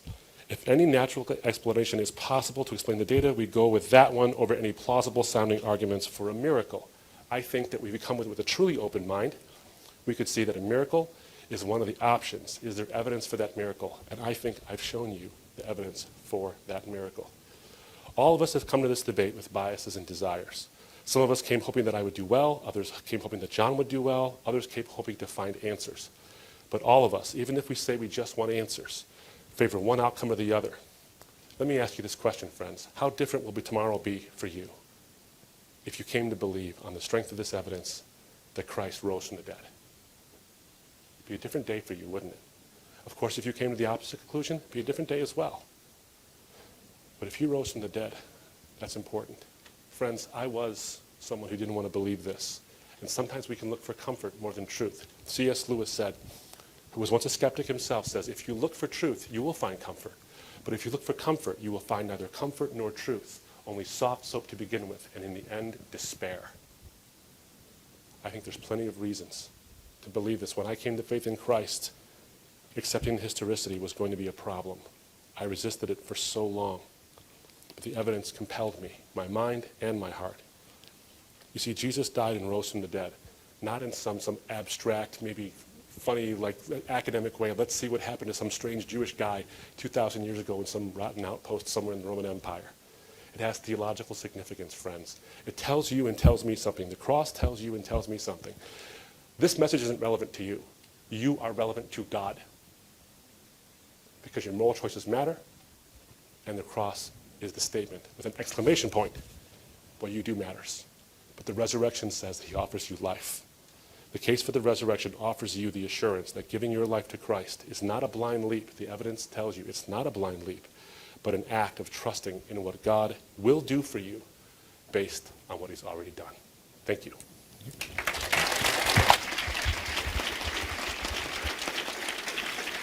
Okay. Closing statement from John. Thank you. Yeah, if you believe what Abdu has presented today, then you're doing so because the story is familiar to you. You're doing so because you were raised in a Christian culture, probably by parents who were believers, usually. Or if not, you had a significant other, a close friend, a cousin, an uncle, or a church experience that led you to. That's the only basis for why you would accept what he's presented today. It's the only reason why he's accepted it, even though he's come from Muslim religion to Christian religion, because he's now, he's adopted a new confirmation bias. He already believed in God. He had to believe something. I'm not going to try to discount his conversion, though. But the only reason you would believe that is because you're probably familiar with the story and because you were raised to believe it. And the open-minded person is the person who thinks like a scientist, who asks questions, who doubts, who wants to know answers to questions. I want to know what Pilate thought. I want to know what Herod thought. I want to know what the rabbis thought at the time of Jesus. We don't have those things, so we cannot make that decision unless we know that. And since we don't know that, we shouldn't believe the propaganda of the Christian Gospels. How many of you, if all you ever read was Scientology literature, could walk away from it? How many of you, if all you ever read was Mormon literature, could walk away from it? And that's all you have in the Bible. That's all you have in the Gospels. That's all you have in Paul's letters and in the other legitimate letters are Christian propaganda. We don't have the other side of the story. Now, in the Jesus Gospels, all you see is Jesus defeating one after another of his debate opponents. His opponents will come up and they'll say something and he'll give them a one-line answer and they'll walk away defeated because he finished them off. He had the final answer. They had no response. That's what you read in the Gospels every single time. Now, I have never in my life ever seen a religious debate that was settled every time by someone. There's always a response. There's always you walk away and you have some other kind of objection, and that was not stated, that was not recorded. We do not have any of those recorded. We don't have any of that. But I'm sure as can be, he didn't convince the people that he was debating. That's propaganda. Now, in the Bible, we find a world where there were gods and goddesses that ruled over specific lands, and they had divine councils to decide our fate. It was a world where God and his sons lived in the sky, and people who died went to the dark recesses of the earth. It was a world where a snake and a donkey talked, the giants lived in the land, where people could live to be more than 900 years old, where a woman was turned into a pillar of salt, where a pillar of fire could lead people by night, and where a sun stopped moving across the sky or could back up. Where an axe head could float, where a star could point down on a specific home, where people could instantly speak languages or foreign languages, where someone's shadow or handkerchief could heal somebody. It was a world where a flood could cover the whole earth or a localized part of it, where a man could be swallowed by a great fish and live to tell about it, where a man could walk on water, calm stormy sea, or change water into wine. It was a world populated by demons that could wreak havoc on the earth, that would make people sick. It was a world of idol worship where human and animal sacrifices pleased the gods. It was a world we find where there's visions and inspired dreams, prophetic utterances, miracle workers, magicians, diviners, and sorcerers. We don't live in that world anymore. There's no reason to trust the testimony that we find in the Bible because that world was part of that world. When I say that they were gullible, I mean just that. They were gullible. The results of our study, my PowerPoint. There is no empirical evidence. There are no original texts. There are no first-hand testimonial evidence. There's no prophetic evidence. And I said it. I didn't know that he wasn't going to raise it up. Usually they do. Usually they point out, well, there's prophetic evidence. So I tried to one-upmanship him, and now he's one-upmanshiping me, even though, I don't know how he turned that around on me, but somehow he did. Sorry about that. There's no corroborative evidence. The Jews were there. They didn't believe. I don't see why I should believe at all. Given the fact that most Christian apologists do not think there's sufficient evidence to believe, we shouldn't believe either. Now, if you want any of this corroborated, on my side, read the 2 books that I mentioned. Go to the library if you're cheap. I don't care. The library has them. Check them out. Especially the book, How to Defend the Christian Faith, Advice from an Atheist. See, I was one. You got that one yet? I should give you one. Thank you so much. Good evening. My name is Bethel, and my question is directed at Abdu. As a trial lawyer, when you're examining witness testimony, you look for ways that they sort of incidentally or accidentally corroborate each other without looking like collusion. Could you give an example of that sort of thing as you look at the Gospels, something that would indicate that it was natural eyewitness testimony and not simply, Luke copying Mark? Oh, absolutely. I think that there are great reasons to believe that the Gospels are filled with these statements. As you know, there's these things called undesigned coincidences. An undesigned coincidence is when there's a bit of evidence that's left out of one gospel that's corroborated in another. And I'm trying to look it up right now. I have a couple of these actually listed. So if you'll bear with me for just a moment. Here we go. Okay, here's a couple of examples. Matthew chapter 14, verses 1 to 2. Herod is talking to his servants about who Jesus is and says he's the reincarnation, or he's John the Baptist, come back. Now, how would Matthew know that Herod was talking to his servants? Matthew wasn't there. Well, we find out not in Matthew's gospel, but in Luke's gospel, Luke chapter 8, verse 3. Luke says that one of his women followers was the wife of Herod's servant. So how did he know what was going on in Herod's palace? Well, one of his women followers was the wife of one of Herod's servants. So the likelihood is that he told him. That's a corroborating example. John 18:36, Jesus says, then my servants would fight for me, essentially, if he was a king of this world. And in Luke 22, why doesn't this bother Pilate? Why didn't he say, they already have started fighting for you? In fact, Peter lopped an ear off. Look at Luke chapter 22, verse 51. He touched the ear of the man who Peter had hit, and he healed him. So there was essentially no evidence of confrontation at all. So that doesn't bother him at all. There's another one, interestingly enough. I think it's in Luke's gospel. I'm going to get one of these mixed up. In Luke's gospel, when Jesus is being beaten, the guards saying, prophesy, who hit you? Prophesy, who hit you? Well, he could just say, you, man, you. You're the one who hit me. So why did he say that? Why would he say, prophesy who hit you? Well, you find out in the other gospel, I believe it's Matthew's gospel, they blindfolded him. So you see this cross-corroboration. When you have a witness who says a story, and it's not different, but it's complementary to another witness, that's the best kind of testimony you can get, because one witness who says exactly the same thing is colluding. Another one who contradicts is, one of them is lying, or both of them are lying. But when they complement each other, that's great evidence. Thank you. And on my view, that last example, for example, people were asking, well, why didn't he say it? Well, the next gospel comes in and he solves the problem. Well, we heard in a vision that he was blindfolded. That's how you solve it. You make stuff up. And as far as making stuff up goes, when Abdu said earlier that the Christians are now saying that there was a longer ending to the Gospel of Mark because there wasn't a resurrection sequence, they're making stuff up when they say there was a longer ending to the Gospel. They're making stuff up. There's no evidence for it. That's how you do apologetics. That's how you write Gospels, in my opinion. That's not how I do apologetics, but thank you anyway. No. Nobody admits that's what they're doing, you see. Can I, in the time remaining, can I have a No. short response or no? No? That's okay. It's your time, John. I don't want to cut into it. Let's go to the next question. Go ahead. It's okay. Go to the next question, ahead. please. Hi, good evening. Thank Hi. you both for coming. Real pleasure. My question is geared towards you, John. Thank you. My name's Carrie. I am a Christian, so I do come from that bias that you talk about. But if Christ did not raise from the dead, then I, among all Christians, are most to be pitied.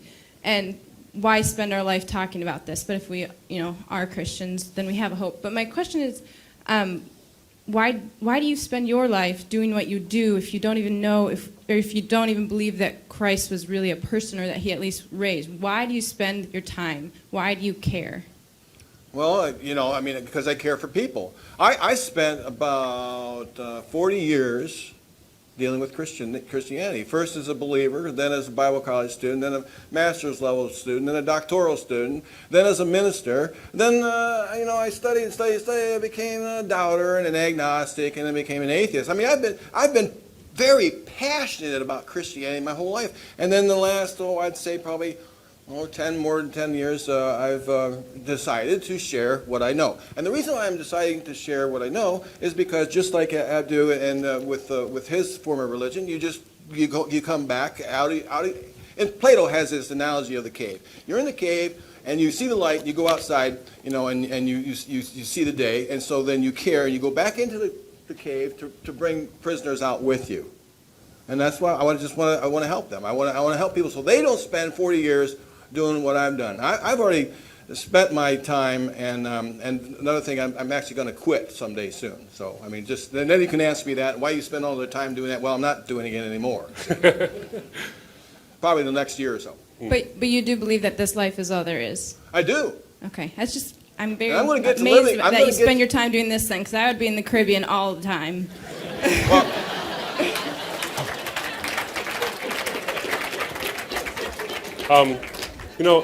Tell me your name again. What's your name again? Don't walk away too fast. Carrie. Carrie. I'll be there with you. Carrie, great question. And obviously, I can't respond to why John does what he does. That's his thing, and why he does what he does. But I'll tell you this. The gospel message, I think, is evidentially true, evidentiarily true, but it also has an existential quality to it. And Carrie was hitting on this a little bit. You see, there is a great book by a guy named Clifford Williams called Existential Reasons for Belief in God. And what he says is that existential reasons, or reasons that are relevant to your emotions, aren't by themselves enough to prove that something's true. In fact, they don't prove something's true at all. They don't actually do it. But you are, in fact, warranted in your belief if that belief fulfills a need and there's evidence to back it up. So in my case, why do I do what I do? One is because I believe that you're a sinner and I'm a sinner in need of a Savior. And that 24-hour news is one of the worst inventions of the past 30 years. But I'll tell you what it does. Not only does it give you a bunch of people just giving you their opinion constantly, but here's what it does. You want to know that human beings are in trouble, are inherently in trouble? Just turn on the news any time of the day. It was, I think, Muggeridge who said that original sin is one of the most hotly contested doctrines, but also the most empirically verifiable. And we need someone who's not us to save us from us. That satisfies a need in each one of us. Apart from the evidence I already gave, which I think is substantial, there's a need that's satisfied as well. And so why do I do what I do is because I want to provide to you substantial intellectual answers that satisfy the heart. What we try to do is bridge the mind and the heart. Now, for some folks, atheism does that for them. It does. For some, maybe for you, John, maybe for other people. I've heard testimonies of the liberation. In fact, I debated an atheist on Thursday at West Texas A&M. And the chief reasons he said atheism helps him is because it relieves him of the stress of having to worry about a God who's going to zap him. Now, that's fine. That's a personal reason, and I can't deny that reason. That's his reason. But I'll tell you this. That's not what the God of the Bible is. He's the God of the Bible who actually tries his best not to throw you into hell, but to save you from it.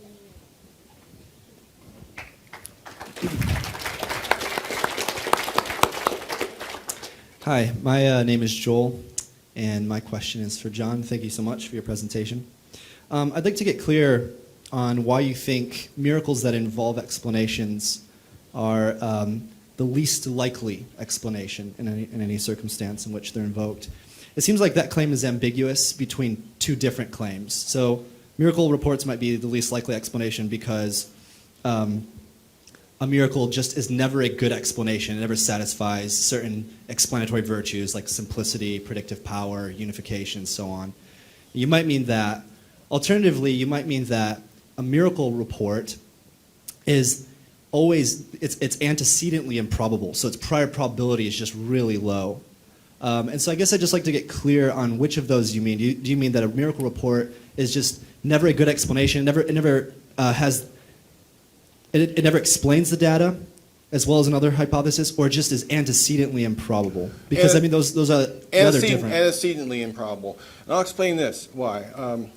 You're participating in what I call definitional apologetics. You're with your professor, Timothy McGrew. I'm sure you have heard it from him. It's called definitional apologetics.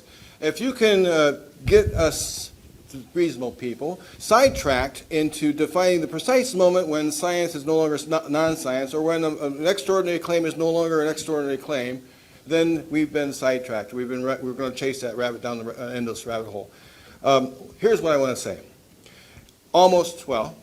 Every occurrence of a miracle in the ancient world turns out to be false. So, based on those probabilities, the resurrection of Jesus is probably false as well. You mean it's antecedently improbable? Yeah, the antecedents come from all other known miracle claims in the ancient world. There are a dime a dozen. I mean, you can read Rudolf Bultmann's book on New Testament theology, and he has a long section of all the miracles that were claimed in the New Testament. No one thinks they ever happened. I mean, doesn't this just show... So in probability theory, we learned that to calculate the probability of a hypothesis given the evidence, you don't just look at the antecedent improbability of the hypothesis. You have to look at the way the evidence is predicted by the hypothesis. So basically, special plead your case. You see, because all the other miracles are false, but I'm going to make my miracle out to be a special case because it has a story to it. That's what you're doing. All apologetics is special pleading when you say that Jesus is a special case. I would say he's got 27 seconds left. Should I wait? Oh, can I dance? No, please don't. I like to dance. I got 2 minutes now. I'm going to not take 2 minutes, but I think that this is actually onto something here, because the prior probabilities, when you look at a Bayes theorem thing, and I'm not even going to remotely get into the complexities of Bayes theorem, we're all going to glaze over. You might not, though, because you seem like you got a handle on it. But the prior probability is part of the calculus. The prior probability goes in with the background information, the prior probability of something if without the miracle claim, all these various things. There's a huge calculus that has to go into this. You're not special pleading if you think that the prior probability of God's existing is unknown. You just don't know what it is. Some might say that. You just don't know what the prior probability of God's existing is, or that God will actually act. Because you're talking about also, in the calculus for a miracle, whether or not a free agent will actually do something. Well, I can't calculate the prior probability that you're not going to breakdance right here. It's probably pretty low, just based on evidence, but based on my view and what you just said. But frankly, you're a free agent. There's a billion things you're going to do after you get out of here that I'll never know about. So the prior probability of what you're going to do when you leave here is just simply unknowable for me. So what you should do, instead of saying it's probably not going to happen, or it's very low in probability, to say, I don't know what the probability is. Why don't I look at the evidence itself and work backwards from there and say, this is what I see, what best explains this? And it seems to me that a miracle, which I define not as the least likely event, but the intervention, the violation of the laws of nature from the intervention of a divine being, actually accounts for what we're seeing.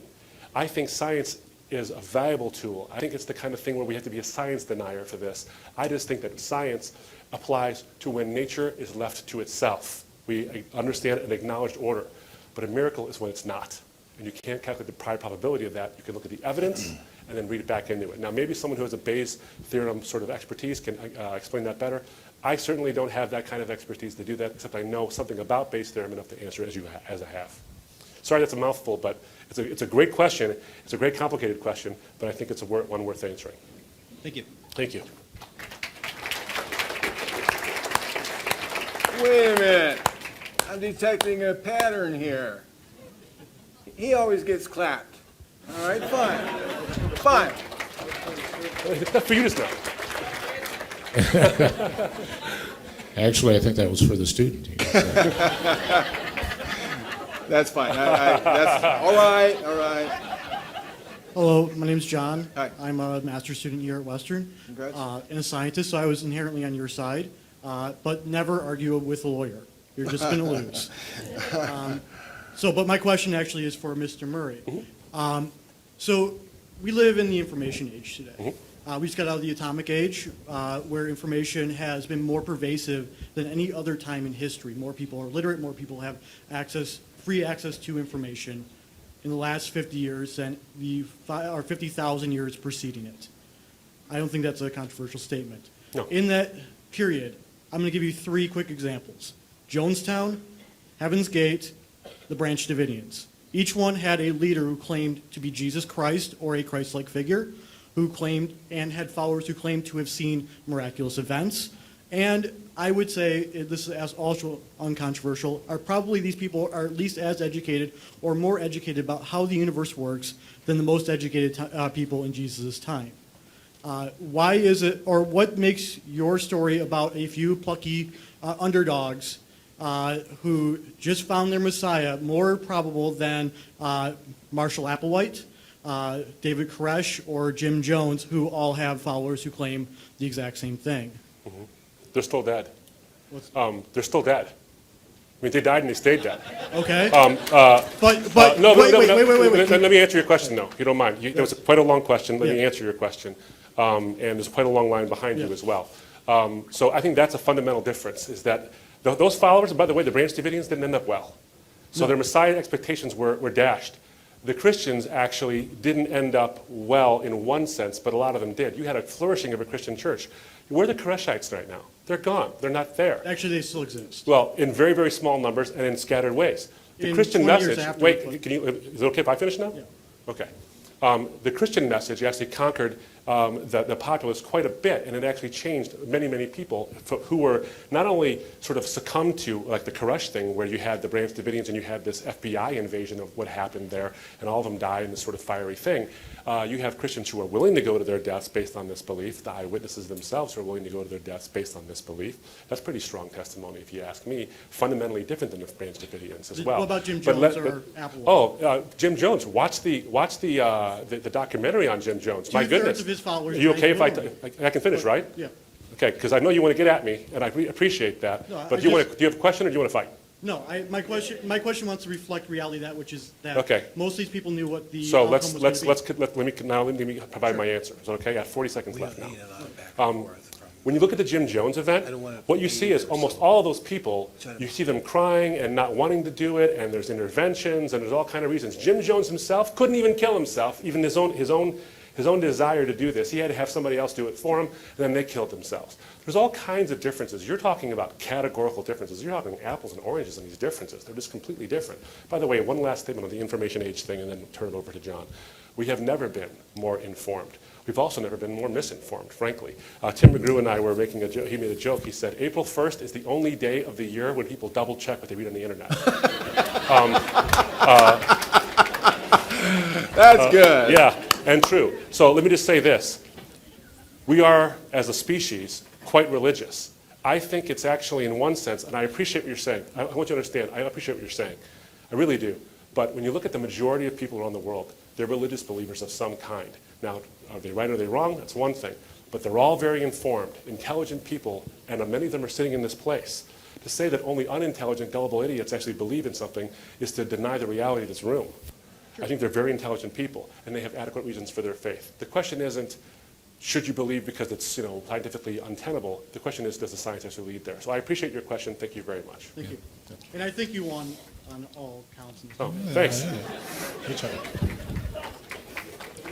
Oh, I would just say it's an excellent question. I mean, the point is, without the information age, we wouldn't have known about these cults as easily. I'm a little more grateful than Abdu is apparently about the information age, and I think that cult leaders before the information age were a dime a dozen. I mean, that's just matter-of-factly. So it helps us check and double-check. I mean, that's one of the reasons. We were partly in the information age when it came to the rise of the Mormons. And so we know, for instance, that his 12 witnesses, some of them recanted, and they were close to him about the golden plates. We know that. What I want to know is the same kinds of questions we can ask and answer of the Mormon Church. I want to have the same kind of documentation about the Jesus movement. We just don't have it. And I'm not going to buy their story because of the Mormon Church's example. So I think it was a good question. Okay.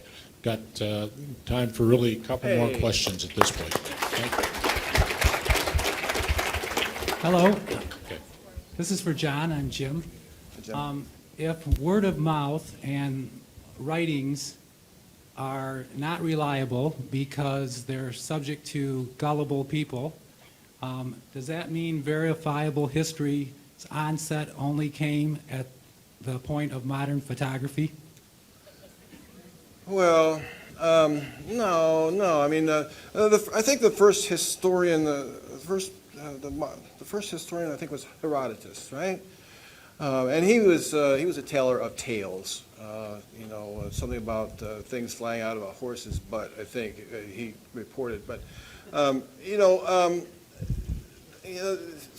no, that's not at all. That's not true at all. It's just you have to corroborate. You have to look for archaeological evidence. And some parts of some centuries have very little corroborative evidence, and you find some disputes about things that have gone on, and so it's hard to do history. It's really hard to do history, with the what? There are less sightings of the Loch Ness monster now that we have cell phones. There wasn't a single sighting last year. Why? Because everybody's got their cell phones out there. Their business is drying up over there because of the cell phone. So I welcome the cell phone and the pictures, and I wish they were back in the day of Jesus. We just don't have that. And it doesn't mean it didn't happen just because it wasn't there. But because it wasn't there, I think there's more reason to doubt. I think I agree with John on a couple of things on this point, and I think this might surprise you, actually. No, I think we agree on something. Yeah. And that history is very, very hard to do. It is very hard. If there's historians in this room, your job is a difficult story because you got to piece together what happened based on the evidence available to you. And by the passage of time, we have some very serious gaps sometimes in some things. We have huge amounts of gaps in manuscript evidence, for example, about Julius Caesar and the Gallic Wars. We have these something like 900 years between when it happened and when the first copy we have of the Gallic Wars actually exists. But here's the interesting thing. What we don't do is say, well, then we should doubt Julius Caesar and what happened. We don't do that. We actually look and say, this is the best evidence we have. With the Gospels, we have way better evidence than that. In fact, one scholar actually called it embarrassment of riches. How early the documents are and how numerous the documents are when it comes to the early church and what happened to the early church. And what I pointed out was the very hard work of history, that led people to say that Jesus died by crucifixion. There was a guy named Jesus. That's a very fringe idea that Jesus didn't even exist. But the overwhelming scholarship of people who do hard history say that Jesus died by crucifixion, that his disciples claimed he appeared to them, and that it was so strong that it converted the skeptics, Paul and James, and so on. And I quoted scholars who are not friendly to the Christian faith. Gary Ludemann, Paul Fredrickson, Rudolf Bultmann, just name a few, and there's many others who would say that that history, the hard job of history, we can know something, and we can know, and they said historically certain that this is what happened to him.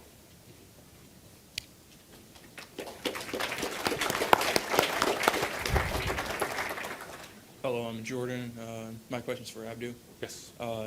I'm just wondering, since like the technology age and the age of cell phones and being able to record, I was just wondering why have miracles happen as of late, as of someone become resurrected 3 days after they died, and people turn to salt, all that. Sure. Well, a couple of reasons why I think this is the case. And in one sense, this is going to be just me kind of surmising why you don't see it in the sense you do. Remember what you're seeing with the Gospels and with the Old Testament itself. You're seeing a very narrow view of certain people in certain times in certain places who are talking about what happened to them. And there's a special, significant, religiously charged atmosphere there. So you see these miracles to effectuate a purpose. That purpose has been achieved.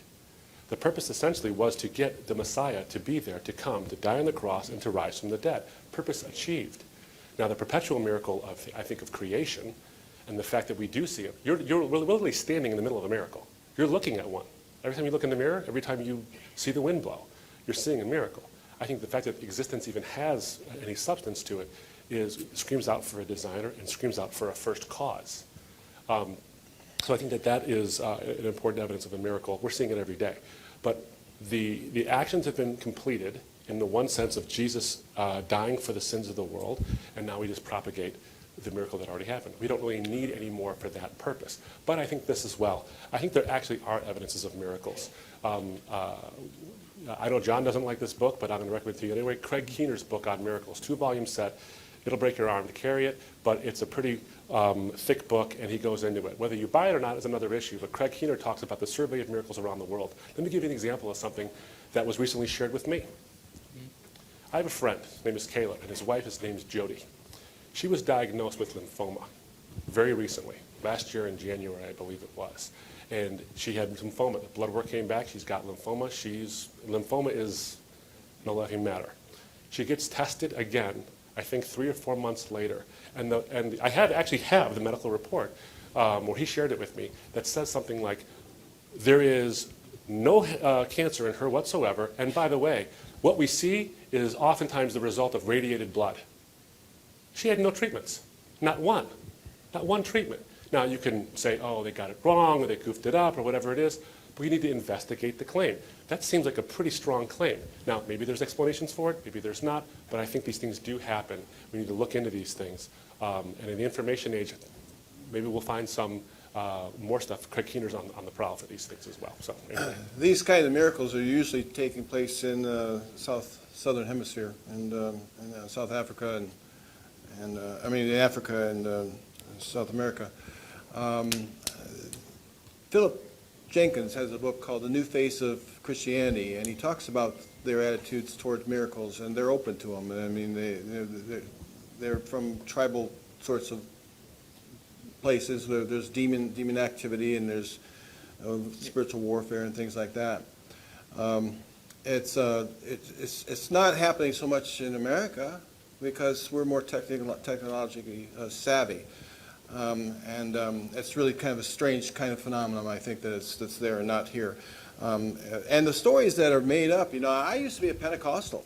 My very first years as a Christian were as a Pentecostal. And I remember specifically one girl saying she was healed of epilepsy. I mean, a friend of mine, right, in Fort Wayne. And I was inquisitive. I said, well, praise God, and tell me more. And she says, well, I went to this healer, and then I got healed of epilepsy. Well, that's sweet. And she said, but I still have the symptoms. That's the punchline. Even then, as a Pentecostal, I was saying, what? Are you saying, yeah, I still have the symptoms, but you're healed? Yeah, I got symptoms. Okay. So what's the difference between now and then? Well, I got to claim the symptoms in the name of Jesus every day. Oh, so you're not healed? Yes, I am. I tell you, the twisted logic of believers with miracles stunned even me when I was a Pentecostal. I have been a Pentecostal. I've been to faith healings. My aunt had polio, and she went to plenty of faith healings by her mom, my grandmother, and I've never seen a healing. I've never witnessed one. I was open to them, and it never happened. So it's interesting that it doesn't happen here, and even among Pentecostals, it didn't happen for me. Thank you both. Thank you. One last question, sir. Thank you. I wanted to thank you both also. My question is for you, Mr. Loftus. My understanding of your position on the resurrection is that Mark is the original gospel and everybody else essentially borrowed from it. Is that? Well, they borrowed the significant parts of it. I mean, there's Mark and Q. He mentioned Q, and Q, which is the original document that Mark may have drawn from, probably did draw from, there's no resurrection either. Yes. And so my question is, if that is true, how is the virgin birth explained? Well, there's no virgin birth. What do you think? I'm going to be duplicitous here? I mean, no. Think about this, for instance. I mean, supposedly Jesus was a descendant of Joseph, who was a descendant of so-and-so, back to David, back to Abraham. Well, if God's semen was what did it, then Joseph was not the father. He couldn't have been descended from David, now could he? Joseph was descended from David, at least that's what's written. Right. But Jesus, there's no part of him that. See, what they thought back in that day was that the male seed entered the woman. They knew how to do that. Woo! But what they thought was that the male seed did all the work, and the woman's womb was merely an incubator. That's all it was used for. Put the seed in, and the woman spits out the baby. It's my baby. I'm the father. And I hope that, it's a boy, not a girl. And the woman's job was just to spit out the baby. Now, if you didn't spit out the baby, something's wrong with you, because I gave you everything you needed. But in Mary's case, apparently, it was God's semen. And, it's just an incredibly insane type of argument to say that then Jesus is the descendant of David. He couldn't have been. Anything? Yeah, sure. So now we're talking about sex. Couple of things is that Jesus being the descendant of David. First of all, one that's figurative in one sense because of the Davidic Messiah. That's a figurative statement there. No, why they got all those genealogies? My turn, right? No, I'm giving up my time. I get to talk. So you have this Davidic, you have this symbolicness that's there. And by the way, Joseph goes back to this. And so you see that there is a Jewish genealogy, there's a Greek genealogy. Luke goes back to Adam. That's special. Wait, hold on. Pleading. I didn't do it with you. Luke goes back to Adam. Matthew goes back to David. And you see the way in which they do this because they're actually talking about what's important about Jesus. He's the Son of Man and the Son of God. This whole idea of injecting this word in there that suggests that somehow it's making it tawdry and the idea of the virgin birth sort of tawdry and weird. I just don't, first of all, I object to it. Second of all, that's not what happened. Is that the virgin birth, to me, a couple of things. One, the sources. I think Mark's gospel, and the majority of scholars agree with me, is based on Peter's eyewitness testimony. The ending thing doesn't bother me in the slightest because you can see the indicia that in fact was supposed to continue. There's plenty of evidence, internal evidence of that.